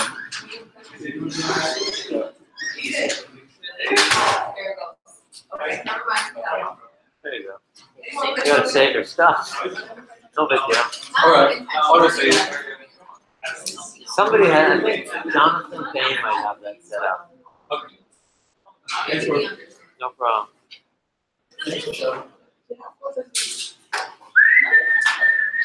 All right. I'm sorry.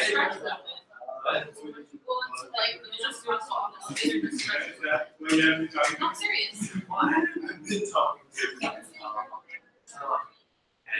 I'll stretch later. Corey, Yes. can we define what exactly is the read?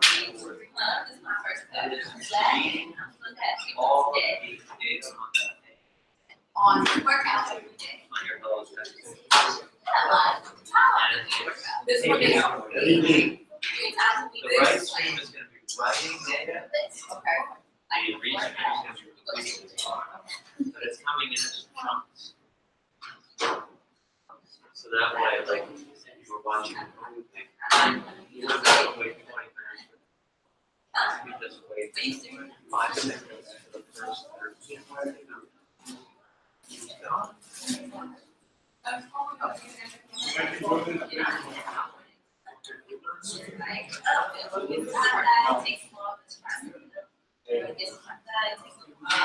Yeah.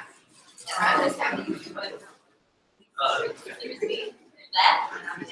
This is information. The chunks that you like to sit here all day.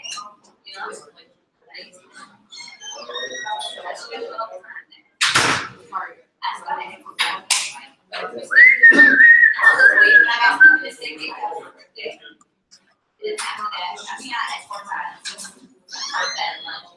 So, like, you put a double type of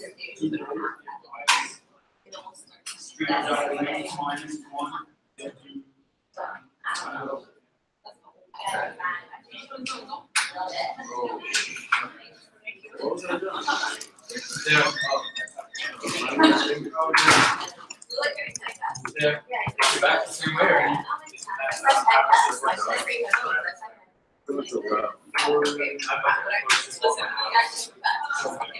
Okay. It's not really an assignment that's currently set up for this, so it's going to keep going, and then we can practice it on our own and stuff. All right, Johnny? So this is similar to XML HTML, but training butter. Yep. History lessons. A little bit, because we're going to be not using this native node HTTP thing. We're going to be doing something else. I don't understand what dot on it. Dot on there is a listener. It's kind of like our add event listener, but it's a special listener for this module.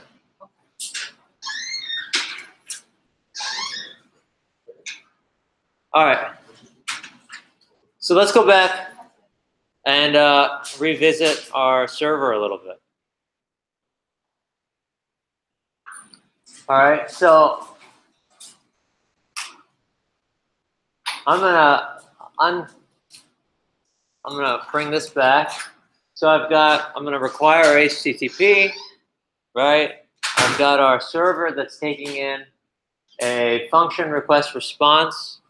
I'm logging where the request URL is. Maybe I'll say like, you requested from, right? Maybe I'll add a space there.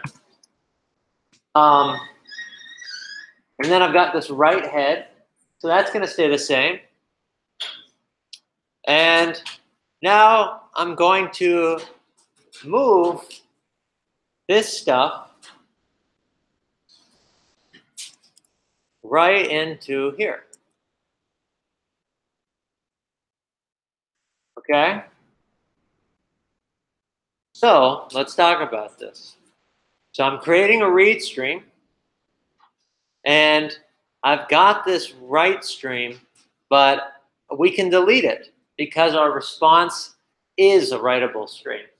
Okay? So I'm going to comment this out as if we've deleted it, because this response is going to be a write stream. And so now I'm going to, instead of pipe our write stream, I'm just going to pipe the response. And I'm going to get rid of this line as well.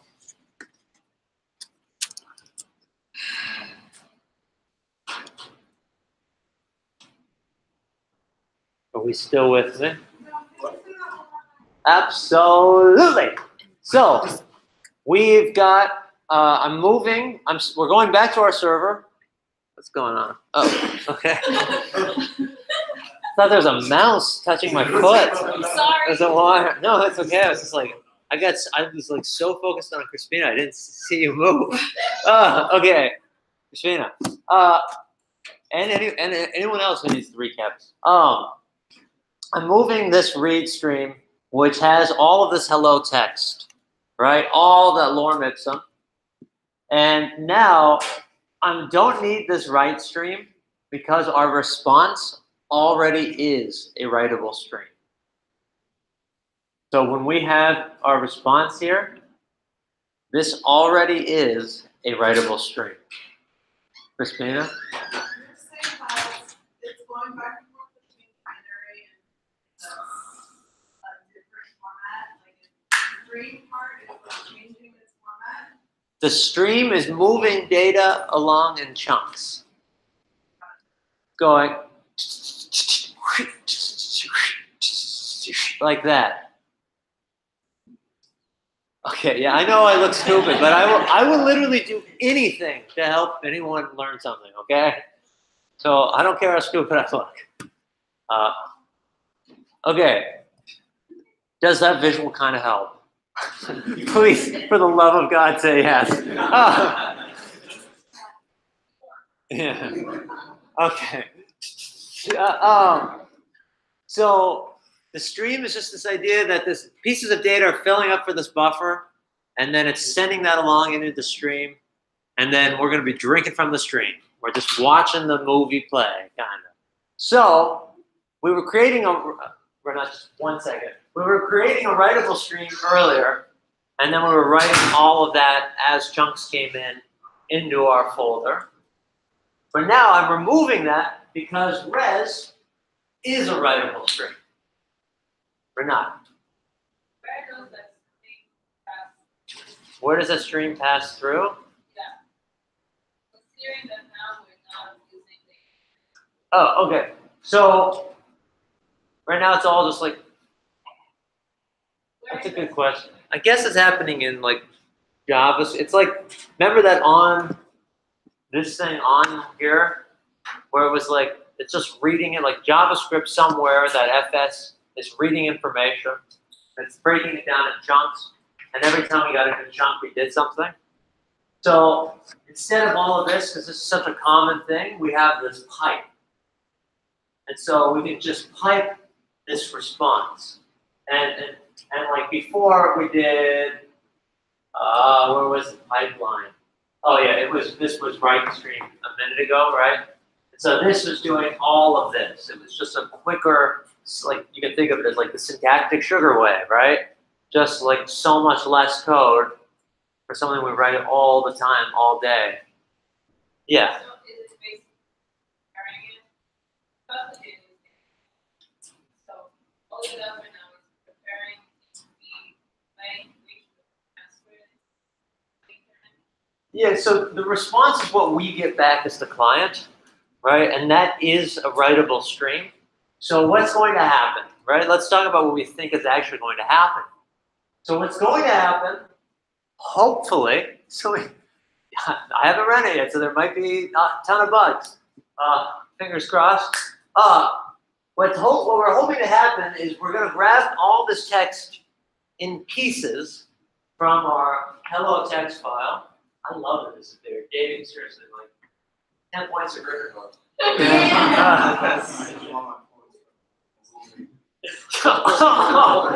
Okay. I love it. All right, we're like a married couple right here. Okay, so now we're getting these chunks of data from the read, from this read hello text, and it's going to be piping those chunks right into the response that we're going to get back on our server. This is where it's all coming together. All right, Johnny. I am going to run it. You bet. Class dismissed. No, we're definitely going to run it. Okay. I just want to. If that is for me, I am in the middle of something. Okay. So let's run it. Does that sound good? I'm definitely going to turn the server on. Okay. So let's go back to the node mon. Nodemon, mod.js. Nodemon, no daemon. All right, let the daemon be gone. All right, and we started our server. I know, I'm telling you, teaching all day by myself this last week is making me loopy. It is the Friday. Rita has a personal emergency at the moment. All right. So let's pray and refresh our page. Didn't do anything. Great. See if there's any kind of error. That was not what I was expecting, but I didn't uncomment what? Ah, yes. Interesting. So I didn't uncomment that. Let's save it and see if Nomon updates anyway. Okay, so now we're listening at port 3000. Ladies and gentlemen, let's get excited. Here we go. And look at that. Just like that, we got all this data. Sure, we'll translate it. Why not?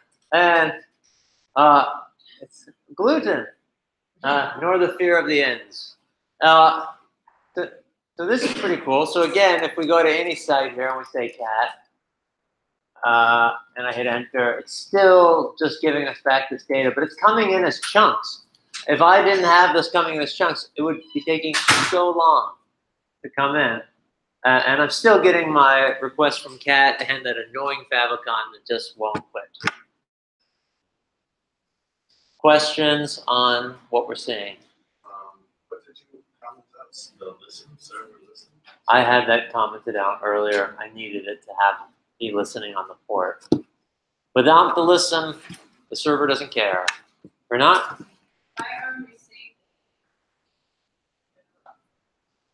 We are not printing out new chunks or anything.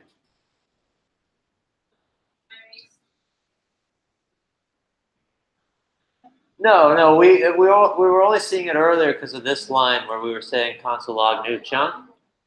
But now the pipe has made it so it's just like a one-stop shop kind of thing. Yeah, Jonathan? So instead of writing Taking it right to the page. Crispina! Right here. this is the writable stream. So before, where we used to say res.end, now we're just passing in, we're just writing it in, because the pipe takes a writable stream as an argument and writes it up.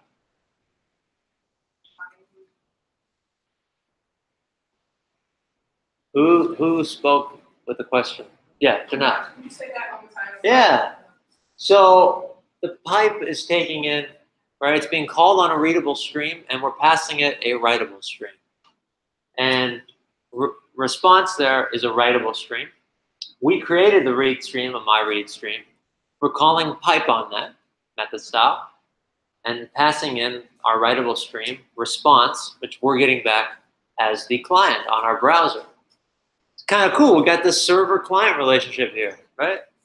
Like multi-personality. We can be both things.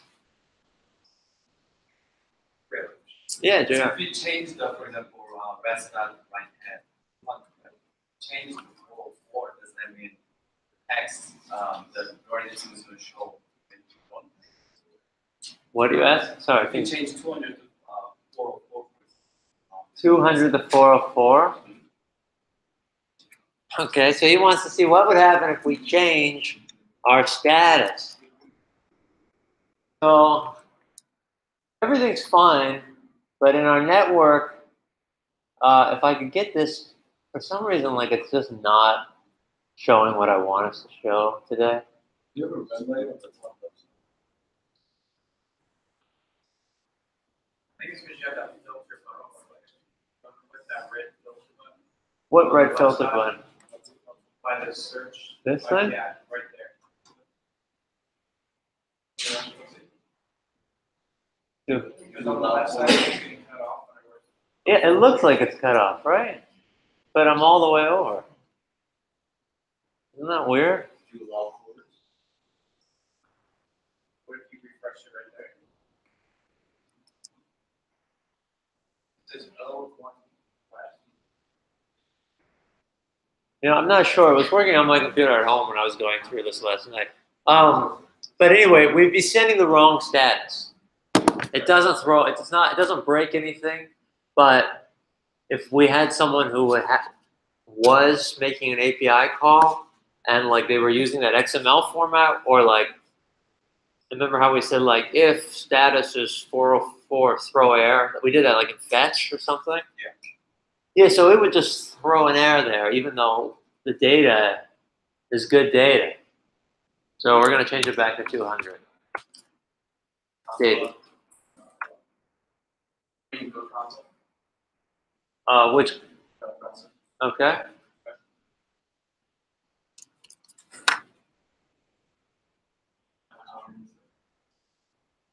There's no URL.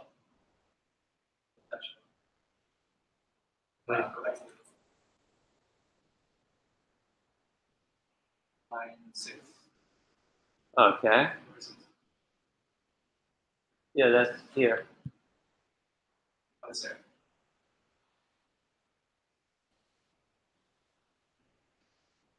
All right, the browser is not the server. These are just communicating, but they're doing different things.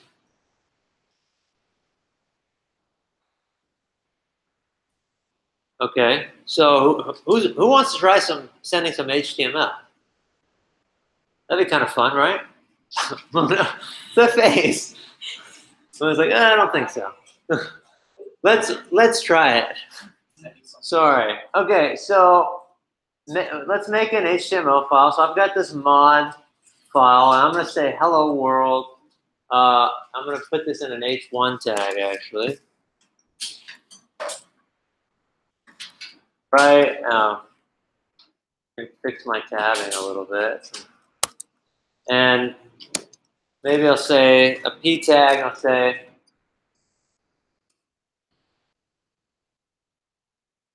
this is some pretty cool stuff. Okay, maybe if I make a styling like link, that's going to be another request that I handle in a different way. So I don't want to do that right now. So I'm just going to write style just right in here. I wouldn't usually do this, but I'm just going to say body. I'm going to give it a background of sky blue. So just kind of give some quick little styles for us, so it'll have more of an impact. And we'll say like H1. We can do font size, let's say 40 pixels, and we'll say font, let's say color, make it white. All right, let's just, whatever. Okay. Does everybody have an HTML thing?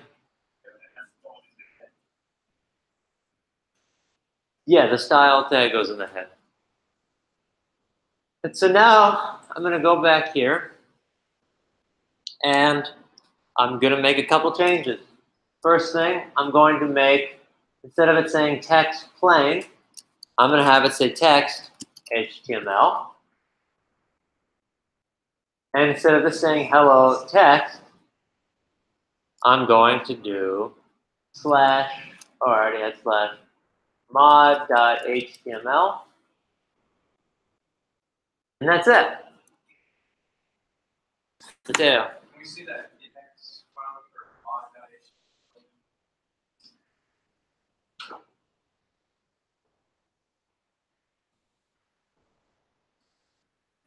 Doesn't have to be the same thing. Yeah. This probably should be the same thing.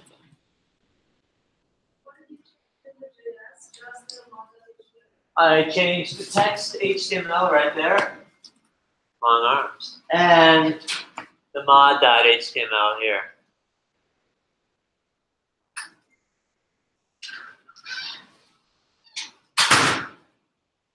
Yeah. So let's say when you had CSS page, everything that's linked on HTML page will get transferred over.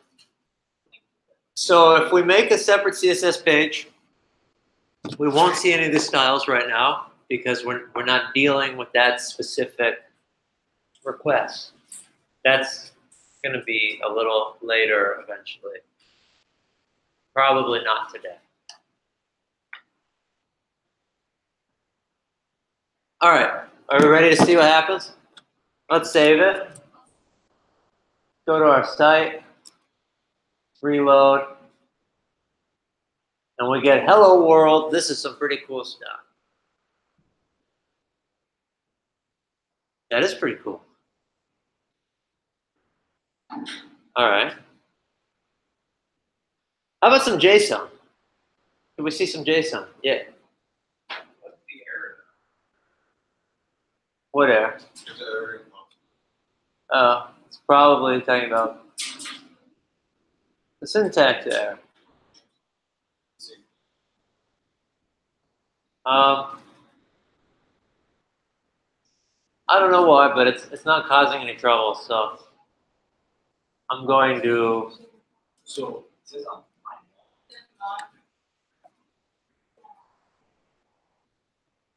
I don't know. It's working right now, so I'm not gonna worry about it for now. I'll just do anything. What do you mean? Haven't we done that? Well, so that's not just a regular. This is HTML. Instead of the direct path, you're going into the server. That's right. We are on a server right now. Okay, that's the low code at the top.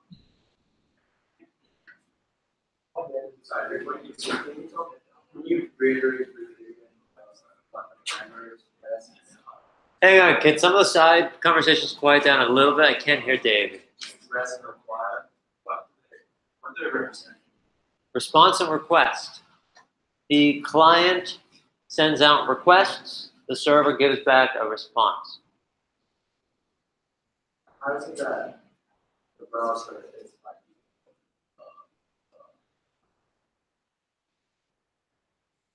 because the browser doesn't have any information. It accesses information via servers. the server is the one that's giving the information. It's just like, I don't know of a better way to answer that, to be fair. So repeat that again. Request is. The client sends out requests. So right now our request is like this big object, but when we do request URL, we saw that it was just, we can see that it's just slash right now. Before it was cat. And our server is giving back a response of some sort. For this one, it's saying we're giving back HTML. Alex. So like, would the two files be considered like part of the server? Would two files be considered part of the server? The JS and the HTML? Or would it just be the JS that's like the server? Just this is the server right now. And the HTML is just like. It's just what the server is responding with.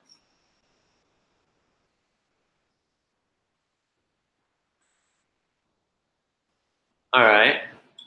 You guys want to see JSON passed? Yeah. All right, cool. Thank you, Christina. All right. So I'm gonna get rid of this read stream right now. And I'm gonna get rid of this pipe for now. I'm going to change text/HTML to application/JSON. Okay. And inside of this function, I'm going to create an object, because I'm not going to go make a request right now. We don't know how to do that yet. That's outside of the scope of what we're doing at the moment. So I'm just going to create like this constant, let's say, object, so we can see that this is like some kind of data, let's say. And I'm going to say name is Corey, and I'm going to say age is 100, right? And inside of here, I'm going to first do the res.end. This is going to send it back. And I can't just put an object in here because this expects some sort of string. So I'm going to write JSON.stringify. Stringify. It's kind of a funny word. And I'm going to pass in the object.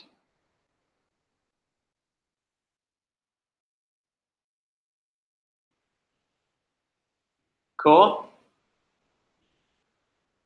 So the end function only takes strings. Yeah, I think so. Might take one other thing that I'm blanking on. But it definitely doesn't take an object.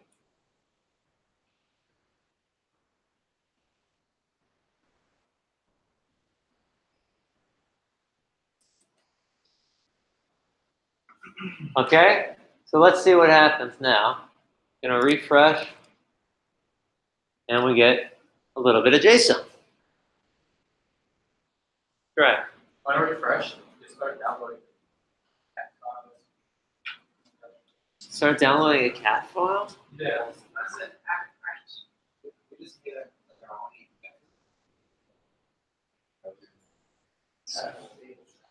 I don't know. All right, let's take a look.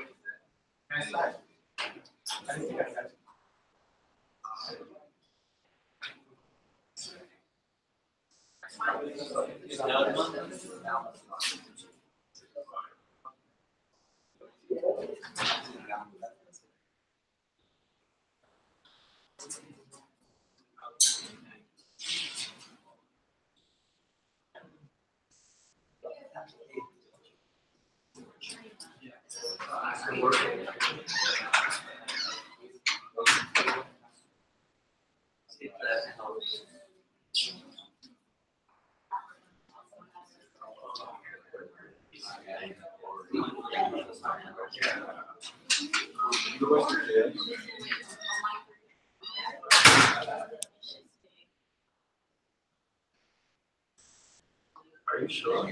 Look. Trey, did that work? Yeah. Yeah. But Yeah. why do you create a file? Perhaps, maybe that's another thing.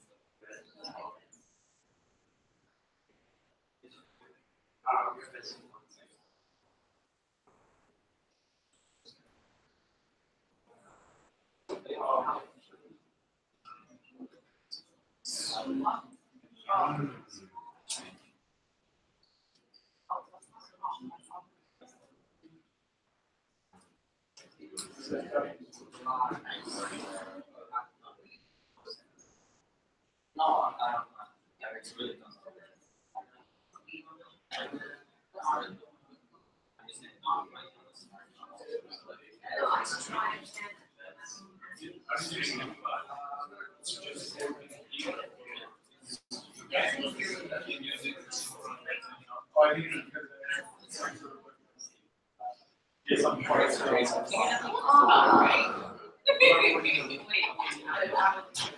No. Everything is easy.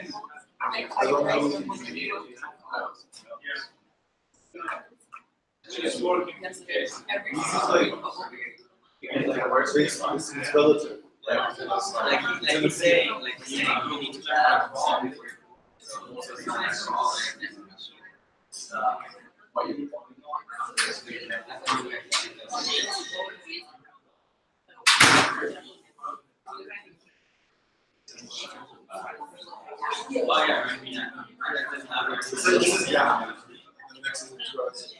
Wow.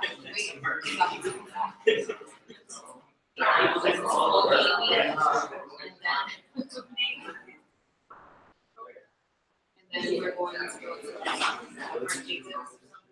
no, I mean,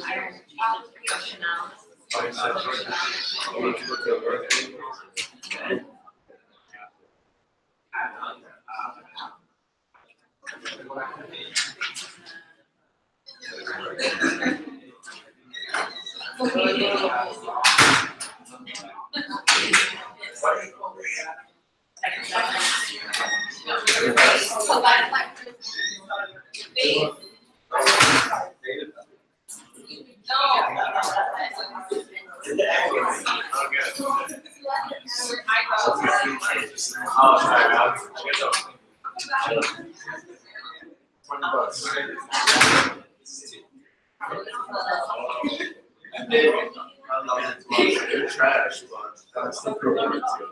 Because I know it's a great way to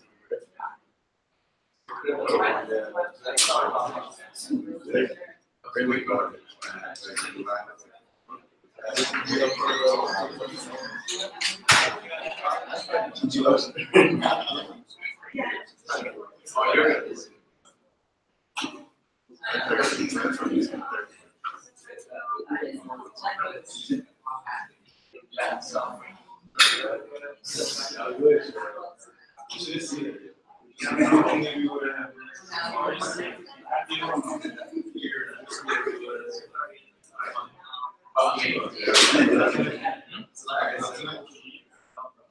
I mean, that's like engineering culture. I feel like seeing some of the Boston gigs, but like even in the Boston,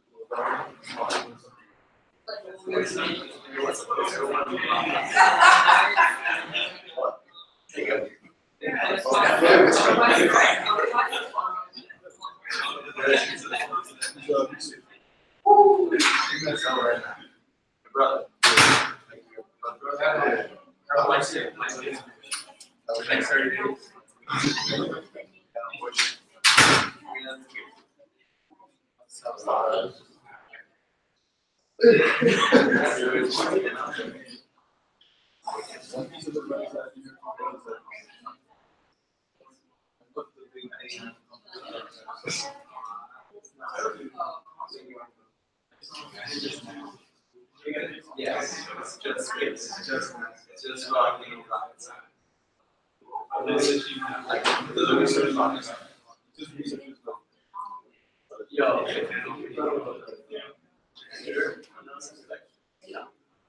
Awesome. It's just massive. It's still massive. I'm ready to be cleaning over there. But that one. It's like if you want to like you know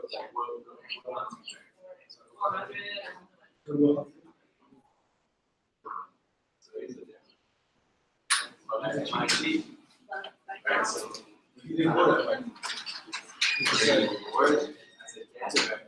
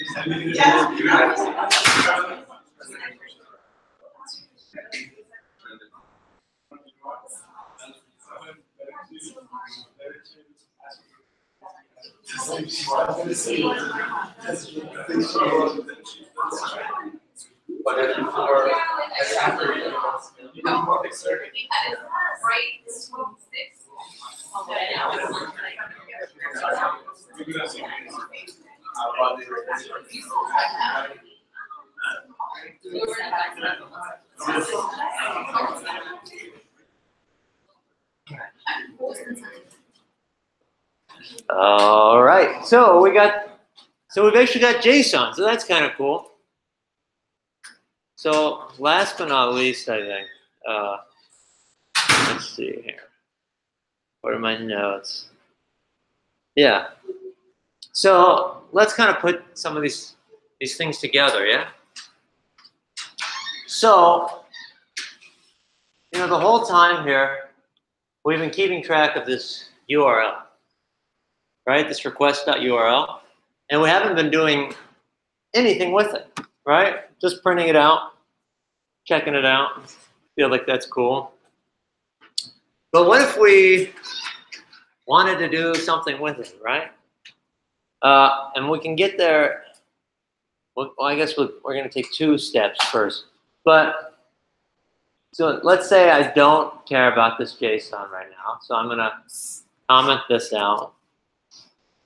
Just kind of keeping this because I figure we're going to want it in Slack. Otherwise, I'd delete all this. So if it's on your computer, you might want to delete it. I don't know. Okay, and so let's throw some kind of if statements. Okay? So what if I comment out this for now? So I essentially have commented everything out, right? And I just start saying, like if request.url is equal to home, /home, or request.url is equal to just slash, I could take this right head, because that would be good. And then I could do a response. I could say res. Well, I'll just create a read stream. I'm going to say, I have to do it anyway. fs.read stream. Oh, create read stream, sorry. fs.create read stream, and I'm going to pass in, just like I did here. Right, I'm actually going to write like this line, but I'm going to just write it again for us. Dir name. Question? Oh, I'm sorry. Oh, okay, sorry, I'm sorry. All right, plus And we can say, in quote, mod.html. And I'm going to pass in, I don't know if I need to pass in the UTF anymore with create read stream. Let's see what happens. And I go, okay, this is no longer application JSON, sorry. We're already saying what it is, so I don't think I have to pass in that UTF anymore. So I'm going to say plain/text. Actually, I'm mixing this up. Text/HTML. That looks better. And I'm going to just pipe directly into res. Now it's even shorter than what we've been dealing with.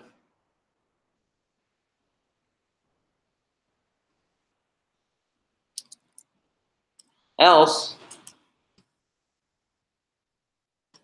if, but let's just do else. We'll start with just else. Else, I'm going to, let's create a 404 page. All right, so I'm gonna make another file right here. I'm gonna exit this. Oops. And I'm gonna say touch 404.html. And it shows up somewhere in here. I'm going to go back to my mod.html. I'm going to copy most of this. And I'm going to go to my 404. And instead of saying it hello world, I'm going to say 404 not found. I'm going to say like you. Oops.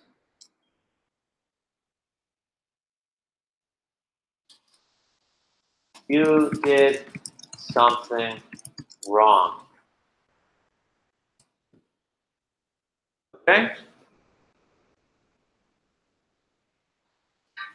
And I'm going to go back to here, and I'm going to say else, and I'm going to copy this stuff, but make a few adjustments to it. Or instead, this is going to be a response to 404. And it's going to now point to 404.html. Questions on that? So what's happening is I'm checking whether or not our request URL is either home or a slash. And if it is, I'm going to give us that hello world. Otherwise, I'm going to throw up this 404 page and say like, hey, this is wrong. The beginning of routing. Yeah, or not.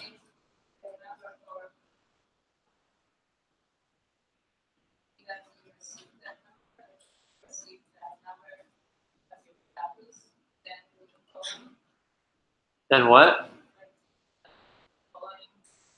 Well, what's the word you say? The following. Yeah, I'm just saying if I don't have something for this URL, I want them to show up in the 404. We're going to see exactly what I mean in a second. Okay, so I'm going to save this. I'm going to go back to our page. I'm going to refresh. I'm going to start my node mon. Refresh, and we get hello world. This is some pretty cool stuff. And when I go /home, I also get hello world. This is some pretty good stuff. But then when I say /cat, 404 not found. You did something wrong.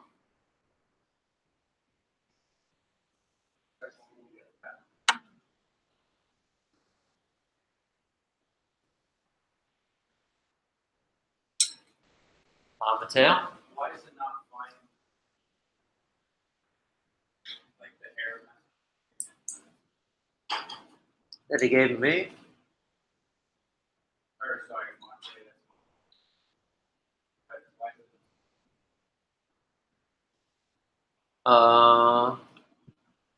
Maybe I've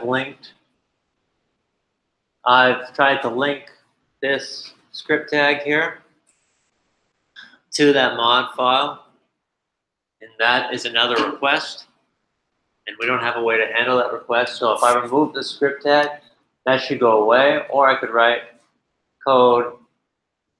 Well, heck, I could write code in the script tag too, right? Instead of here, I could do what we've been doing, where I could go like document.add event listener, taken, did I spell that right? And loaded, this takes in a function, just throw in like console log JS and HTML.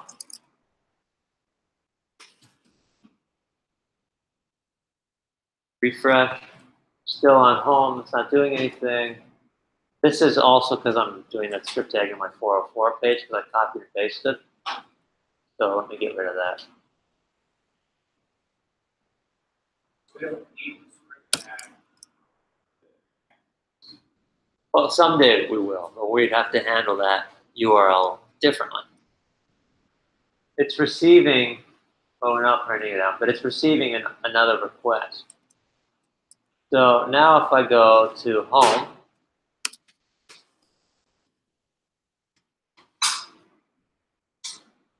and we get that JS and HTML instead of our console.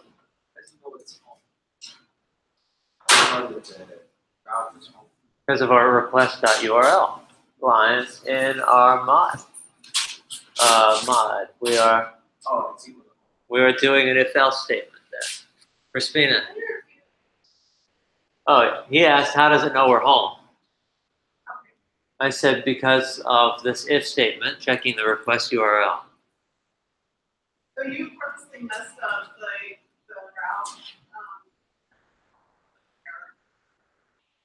route. Yes, the 404 page? Yes. Right, but that 404 page wasn't a real error, right? We just like set up our website so now if somebody goes to a page that we don't want them to go to or we haven't written, they don't get like nothing. They get something that just says like, hey, this isn't a real page. So we're still controlling our user's experience. Yeah.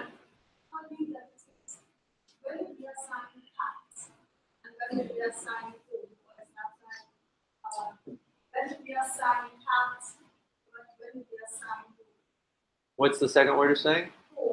Home. When did we do that? That was when we typed it in to our URL. It was a page I'm trying to visit. We never wrote a cat. So right now, only if we do a slash or home do we have a home page. Everything else gives us a 404 page.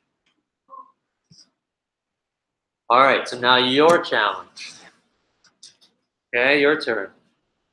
I want you to write a contact page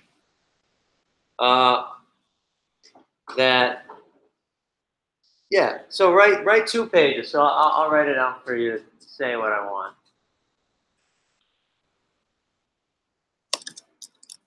want. Write another route, another route for contact that gives us some HTML. Write another route that's at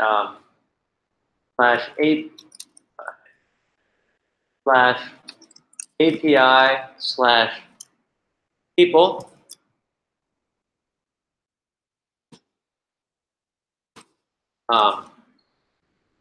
that gives us JSON of an array of objects.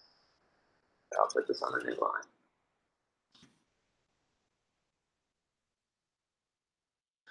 Okay? Yeah. We have to make a new function, or can we just do like if else condition? Yeah, you'll be adding to the else if condition and creating these extra routes and pages. Okay? Which part? Oh, the people. It should say people. Good.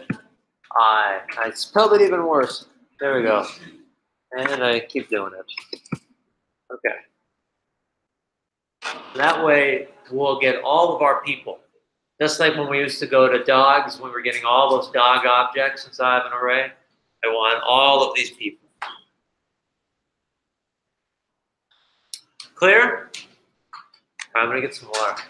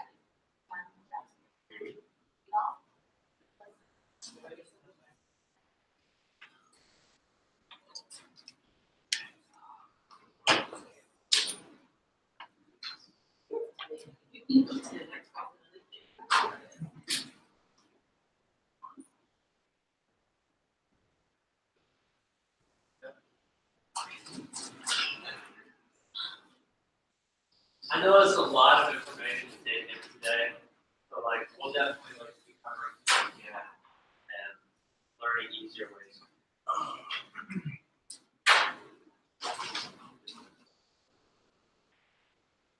It's very common.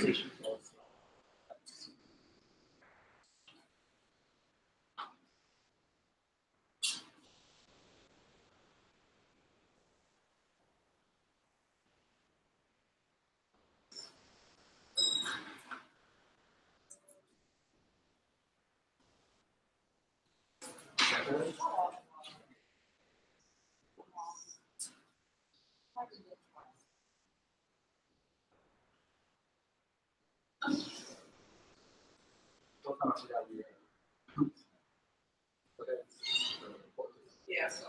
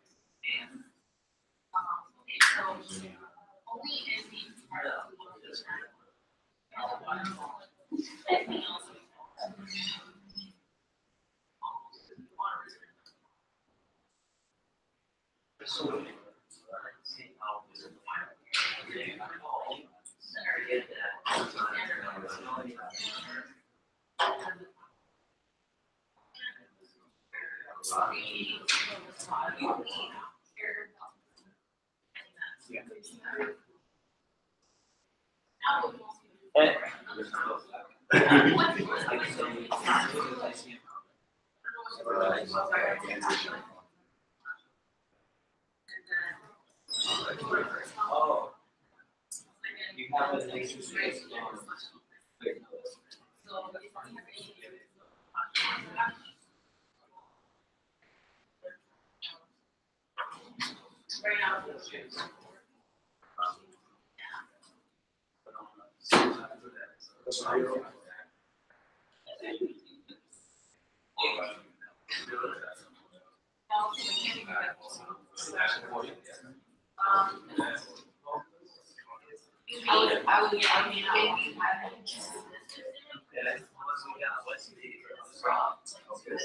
Oh, it's not.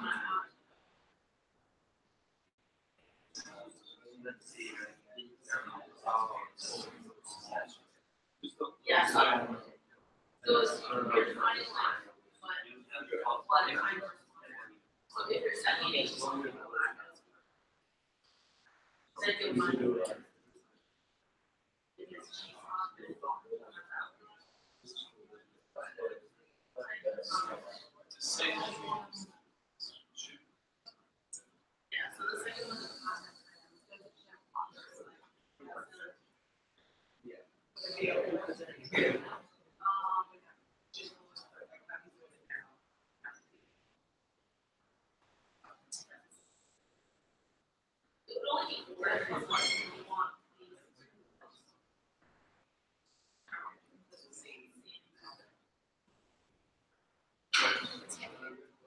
Oh, that's my word.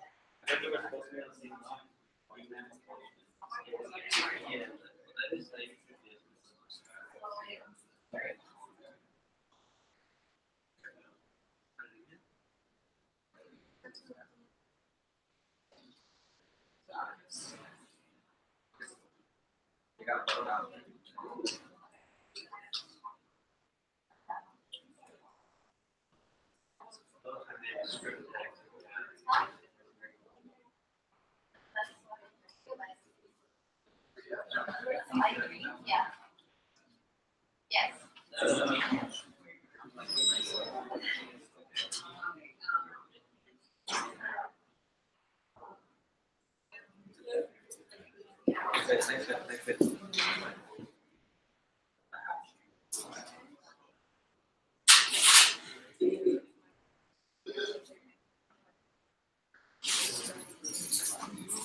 Okay.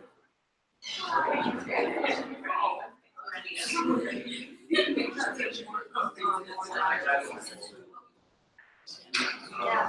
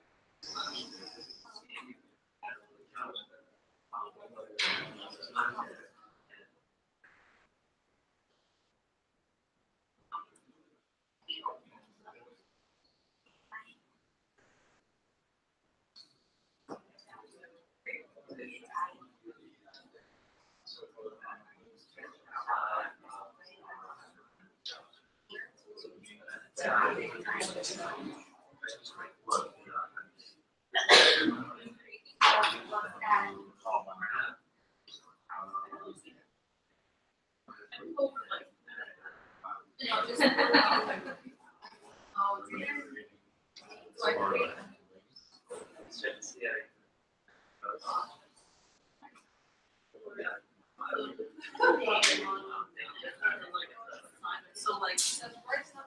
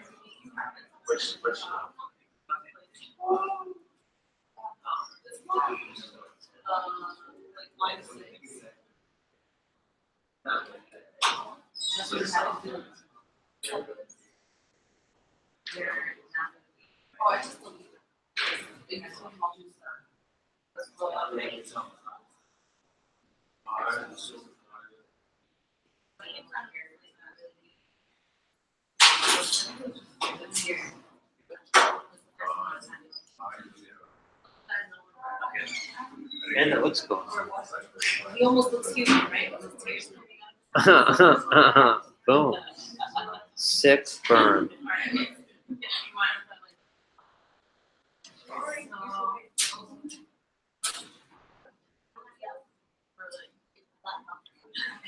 Thank you.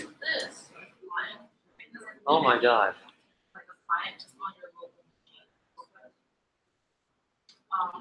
So the just flash route is this is literally this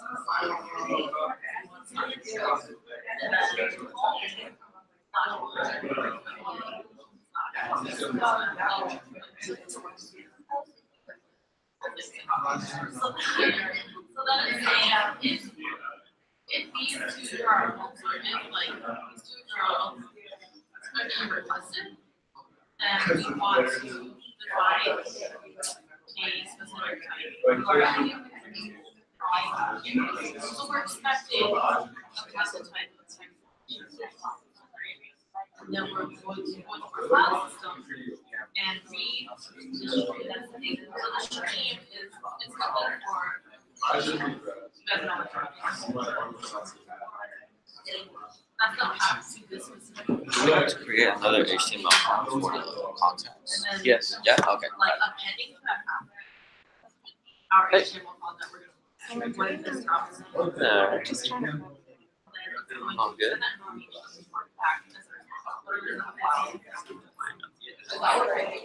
Yeah, so it's just like condensing What all file the we have? DNF. So you have a mod.html. Or Let's definitely let's run some stuff. Probably. What's our error that we get? I'd rather have some. I'd rather have like classes. Something. I think this was an extra early break. Oh, yeah. So it's usually like flashing. But then was this one forever.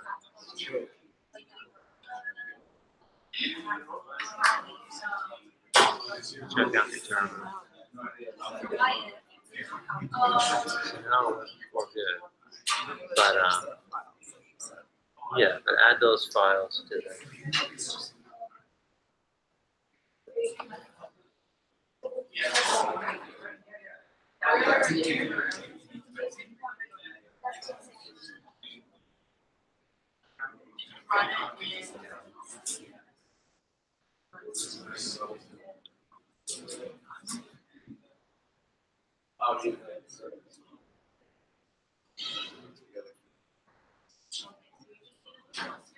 So we're doing the plus and adding to the end.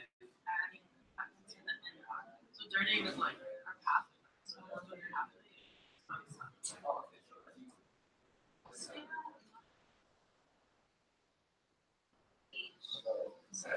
So we're on hold right now. You can do like any. Oh yeah.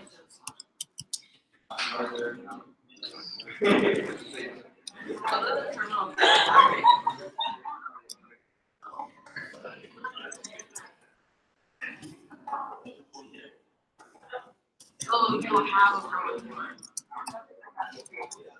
Yeah, so it's saying like in any of these, like refer to this.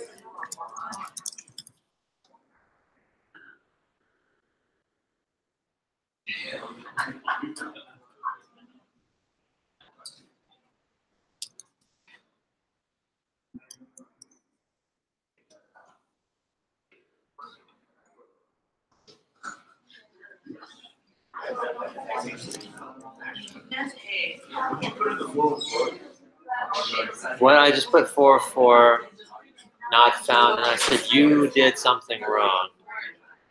It's a console file. Straight up. Oh, is it just demo? And then you put it at the bottom. Yeah.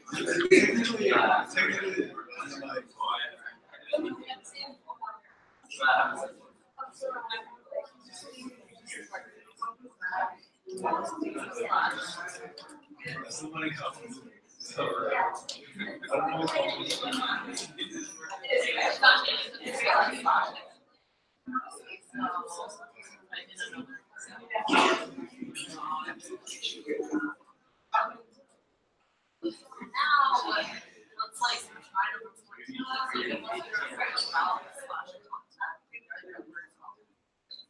and then telling you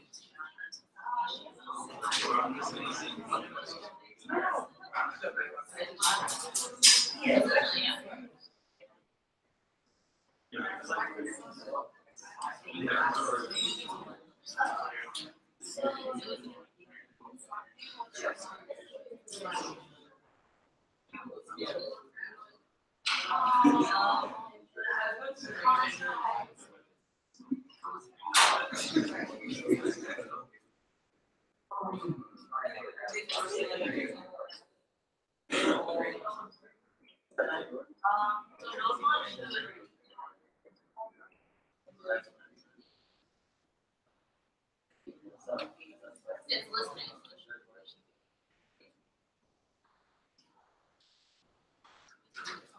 Well, it's still.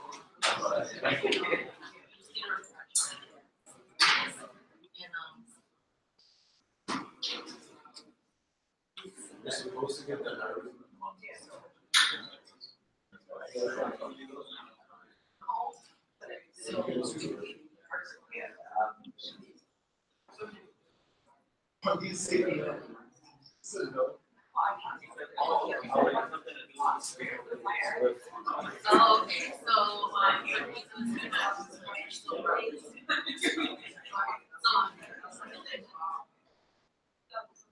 it's whatever you wanted.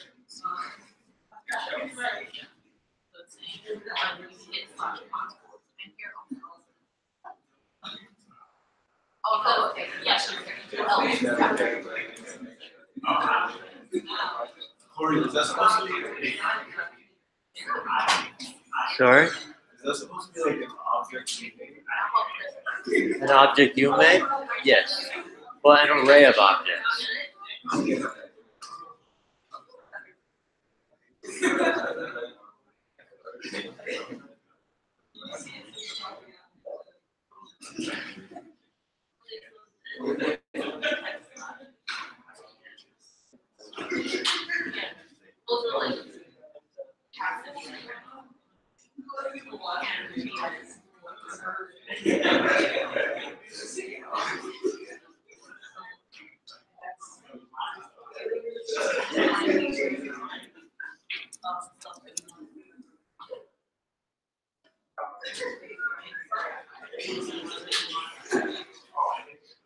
How many need more time? Thumbs up for more time.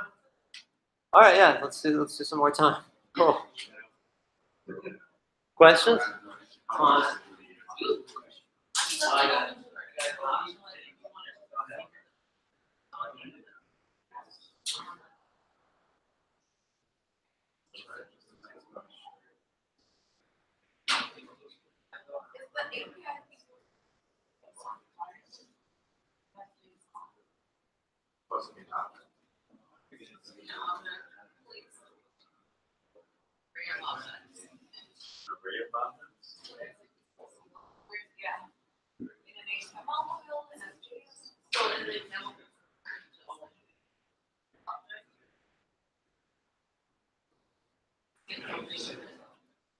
Oh, is it on this object? Rather use like the stringify.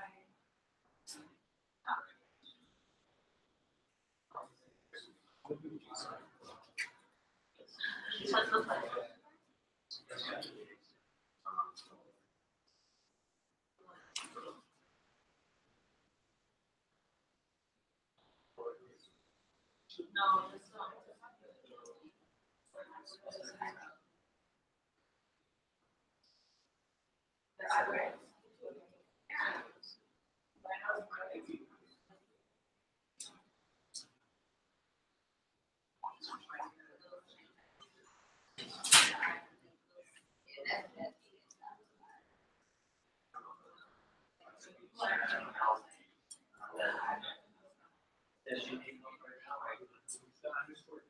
Part of like,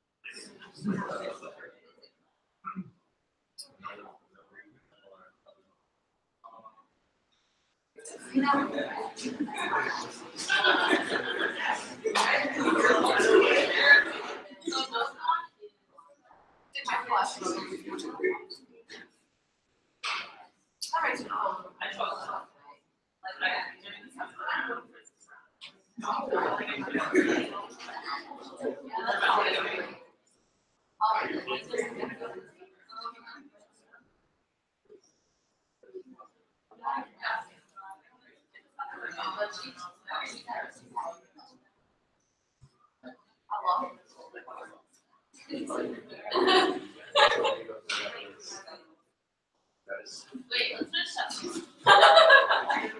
I'll tell you what the name is. Okay, I'm sorry. Wow! Oh my.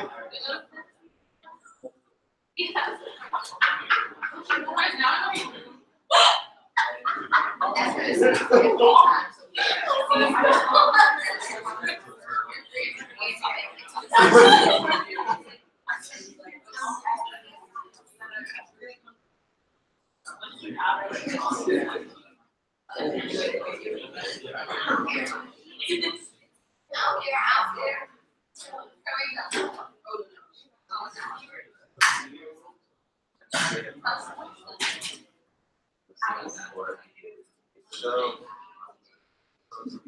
You going?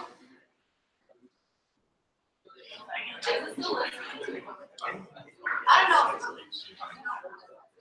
I'm on the low end. So this content type is just.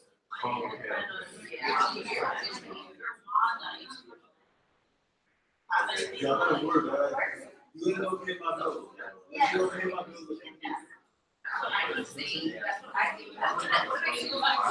You know what? I'm surprised my time difference. I'm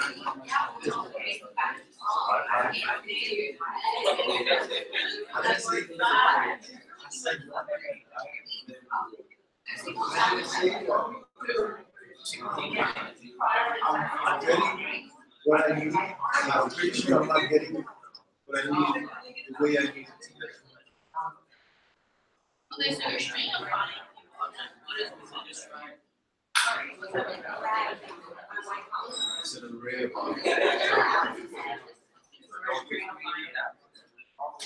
Because he said it should be an array of. So are we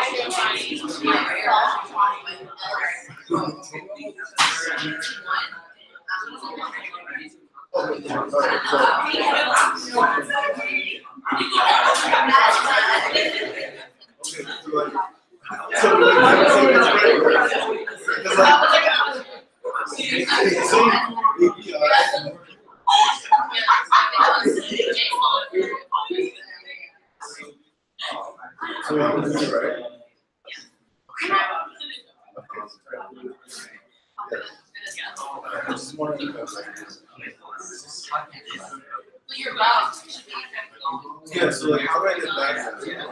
Yeah. Oh, the brown section of this.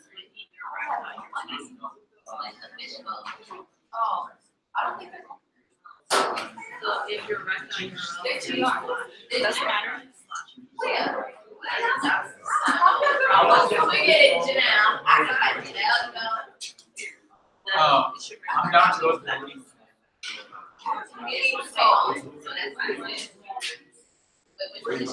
He is working. So, yeah. The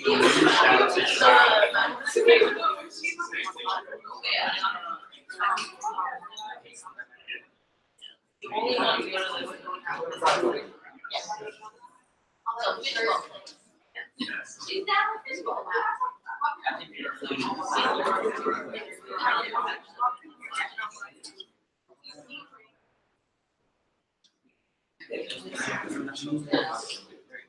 Thank you.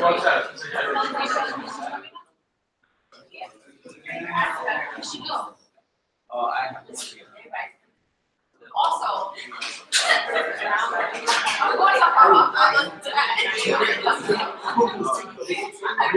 to farm. You know, there's actually, I'm crazy.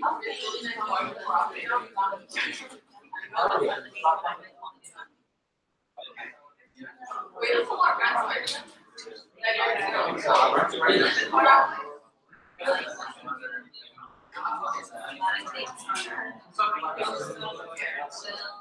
Oh,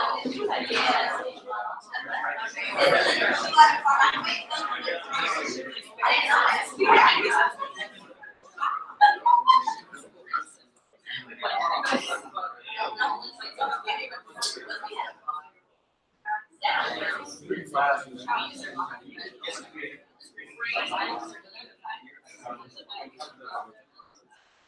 She might be out there. You got it. It worked.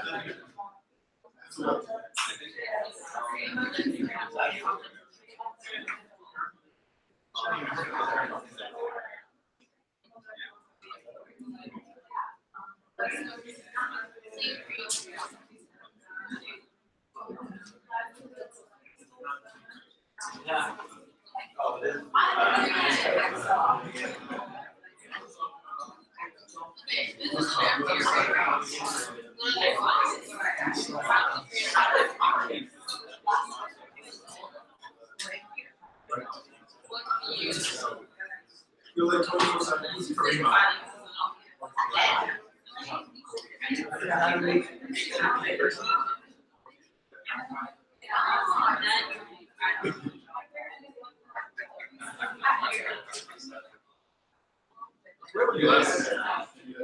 Sometimes I miss interviews.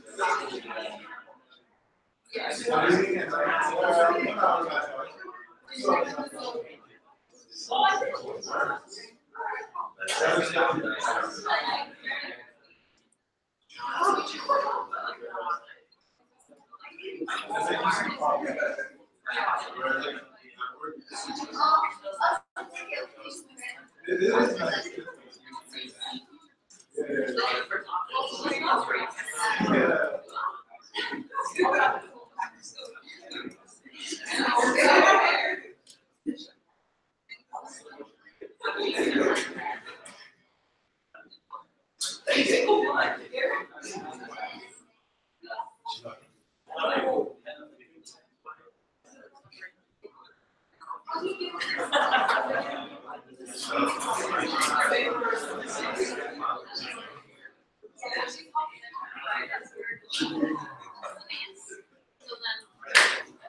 All right, did we get through that? All right, let's go over it then.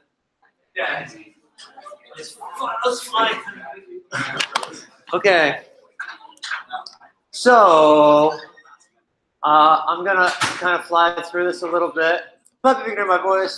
Clap twice if you can hear my voice. All right, cool. Let's work with me here. Help direct me a bit. So, we got to do an else if statement, yeah?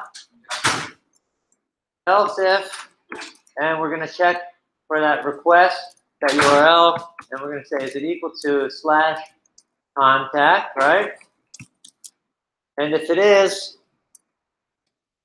I am going to want to do something, right? I'm going to want to essentially take all of this, again, put it into here, and do this at contact.html, which means I got to make a contact.html. So I'm going to just close this, touch contact.html, and I'm going to grab from our mod HTML all of this stuff and just put it into our contact.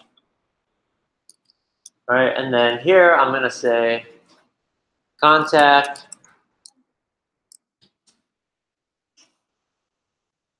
and I'll just write, whoops, right, we'll be in touch, okay? And then I asked for one more thing, which was for the JSON object, so I'm also going to do that, so I'm going to add another else if, whoops, curly brackets.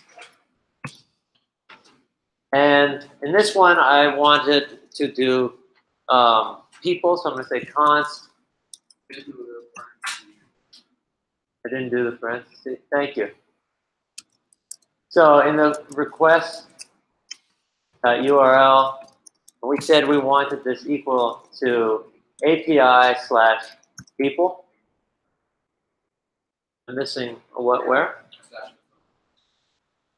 Thank you.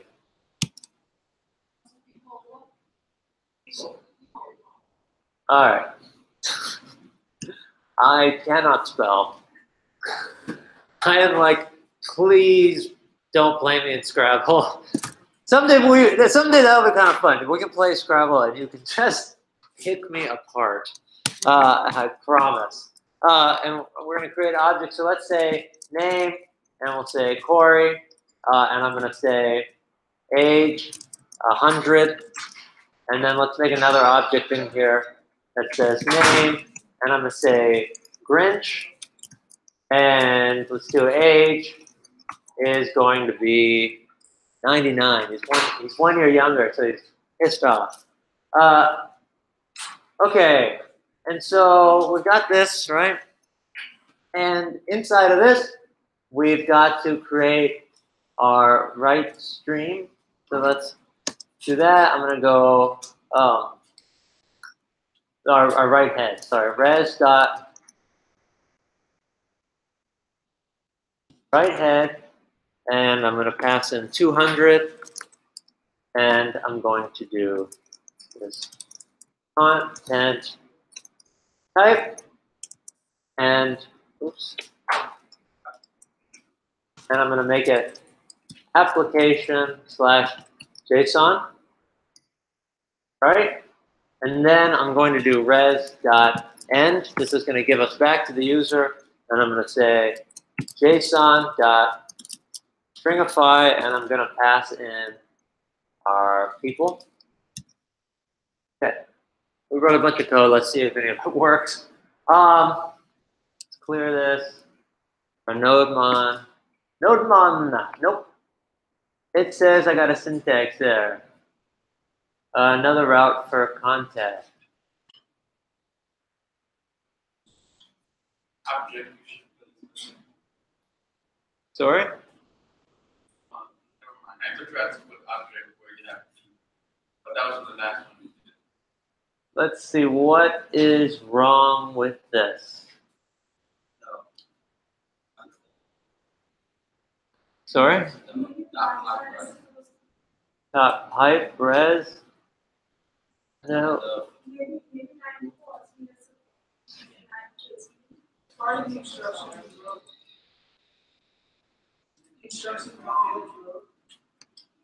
The text that you wrote on there. Oh. Michelle. For the win, perhaps? Yeah. So, right, I had a bunch of random instructions, and it was like, hey, that means absolutely nothing to any of us, except for us. It meant to us, right? And we went, all right, so we got home now. Now, if I want to go to contact, cool. Let's go to API/people.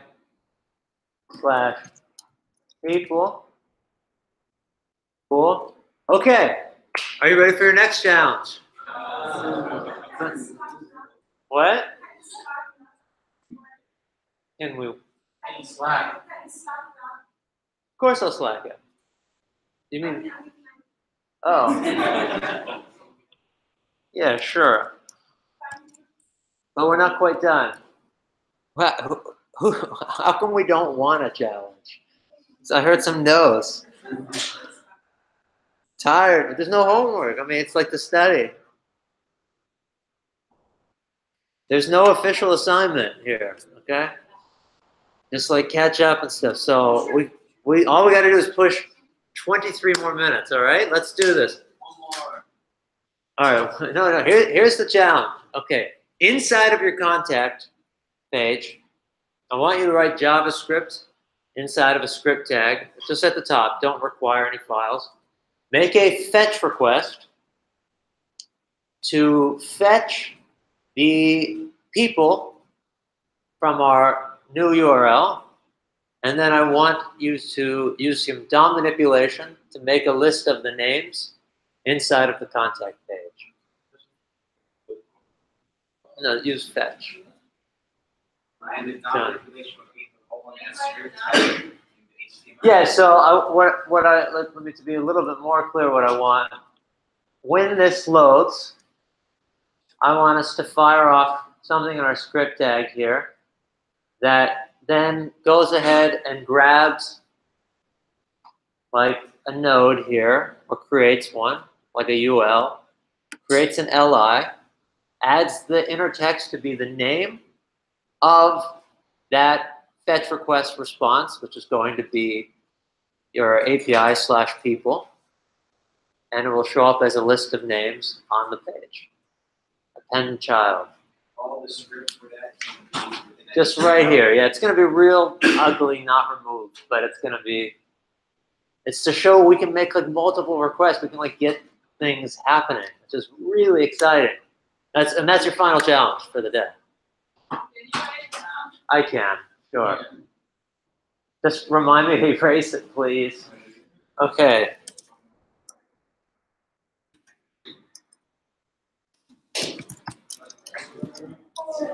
inside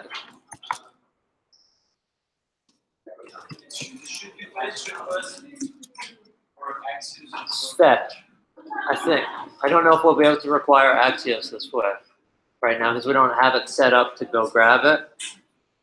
But fetch is native to JavaScript, so we don't have to worry. Inside every content, add a script with a fetch to grab your people, print them as LIs in a UL.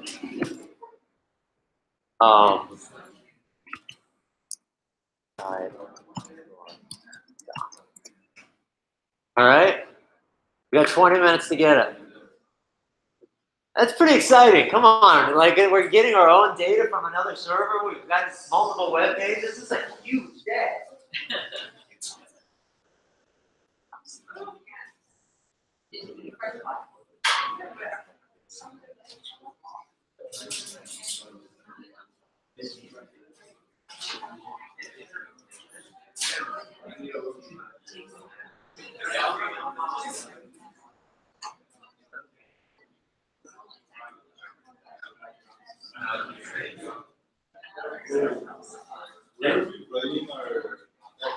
Script tag. Inside of a script. It's all inside of a script tag inside of your HTML. You're just not doing it on an external one because that would require another GET request, and we'd have to handle that request differently.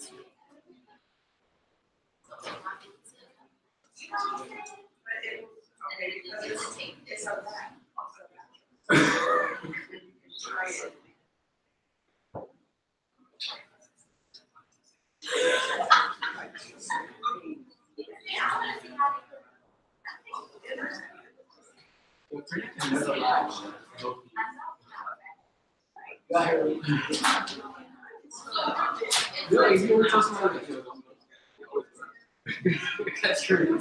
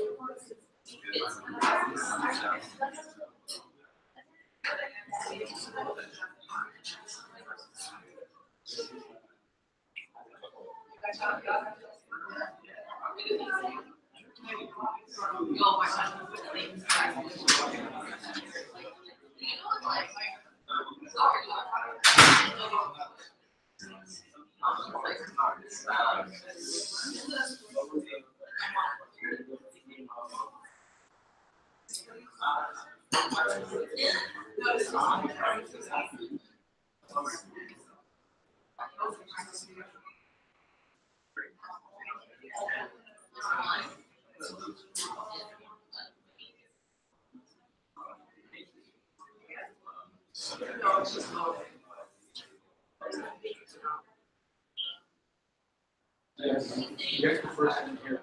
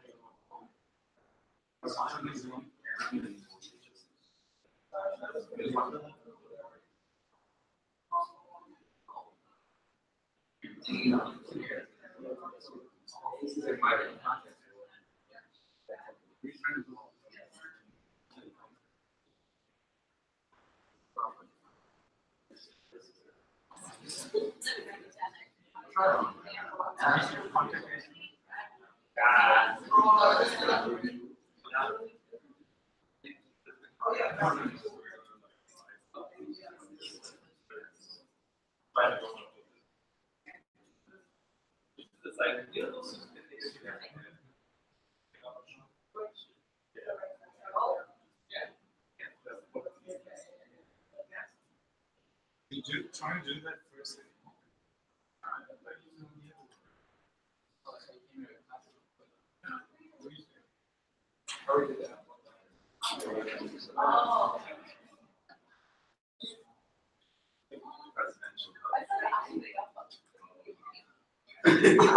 Nobody will need that.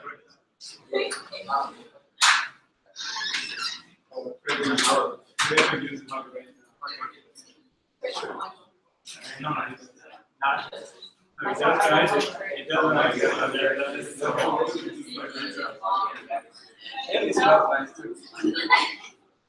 Right, Trey? Trey.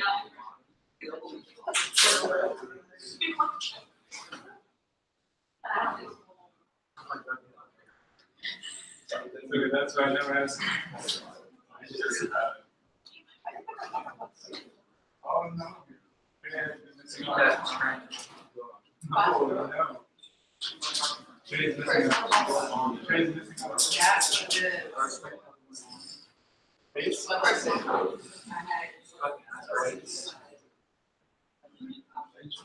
There you go. Nice. The hug inspired me to see. You should do one. Yeah, another one for the next exercise. I was shocked. That's me. Yes.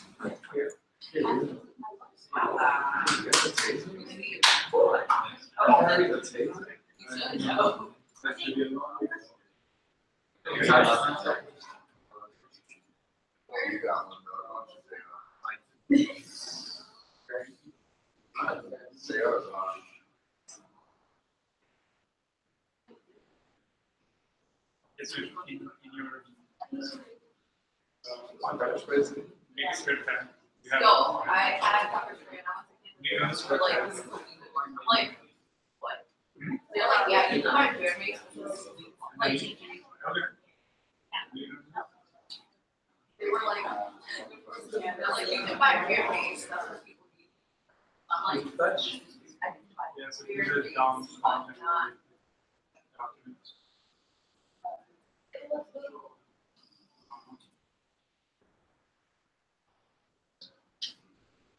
Very good. Very good. Very good. Oh, sorry. All of it.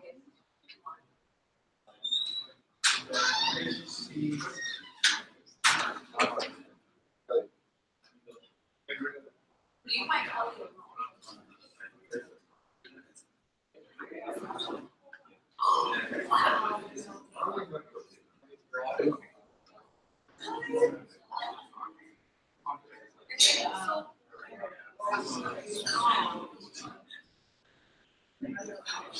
You guys learned. That's not.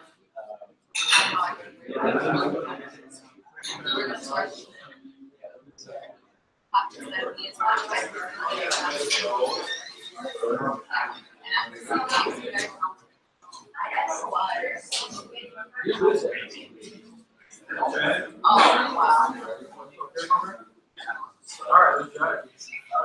So, did you create a URL over here?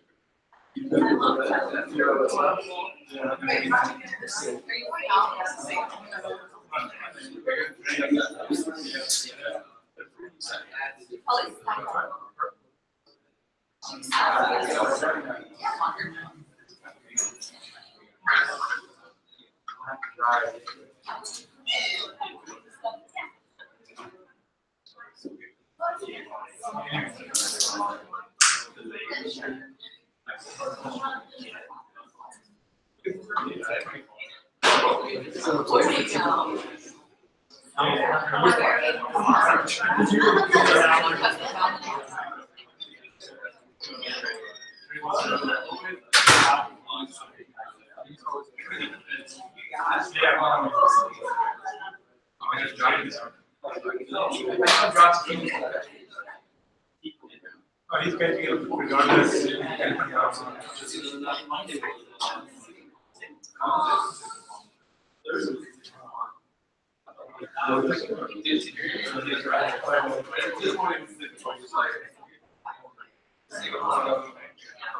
No, how?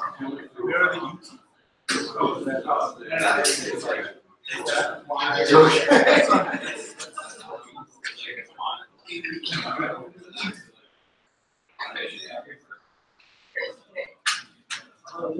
This took so long to load. This was so long.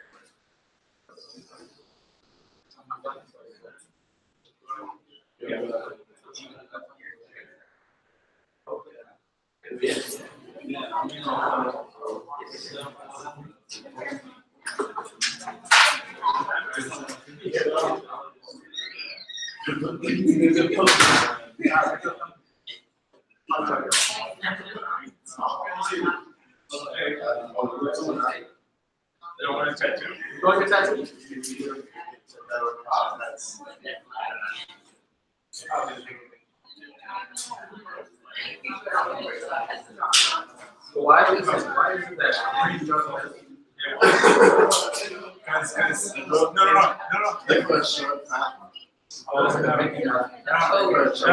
She drew a better one because she was looking at his face and drawing.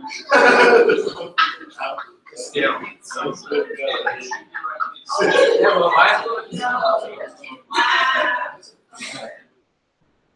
Alright, come on. Which one is better? That one or this one?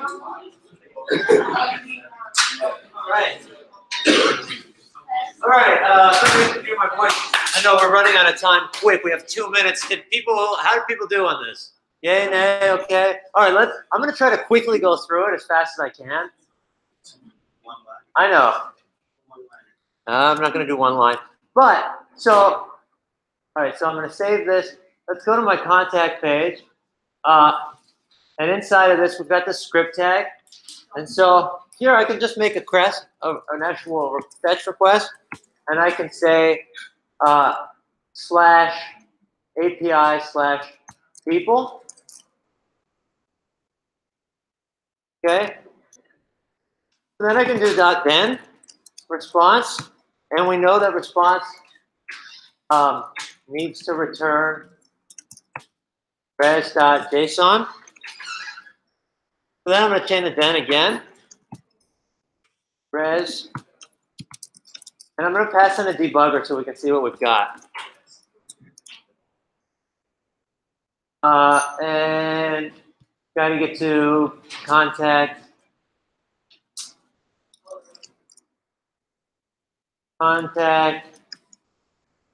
So we've hit our debugger, and we've got our response. It's an array of 2 objects, Corey and Grinch. So now, if you can imagine, so if I made a UL, I'm just going to make a UL really quick. UL / UL, and up here, right, I'm going to grab our UL, so I'm going to say let UL equal document dot query selector UL, and then I'm going to say res dot for each, and this is a person in here,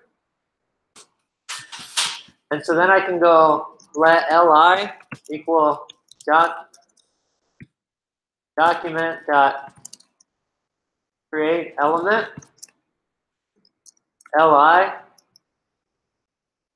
dot inner text. Oh my god, I'm like sorry. I'm like that right at time. Dang it.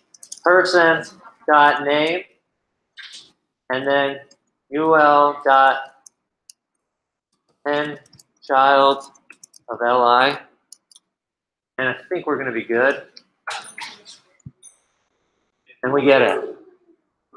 I know that was really fast. Okay, I know that was really fast, and we can go over it more on Monday. But have a wonderful weekend. Like, we don't have like any like specific homework for this stuff because this is kind of off book. But definitely like review it. I'm gonna post a link to this YouTube series by the Net Ninja called Introduction to Node.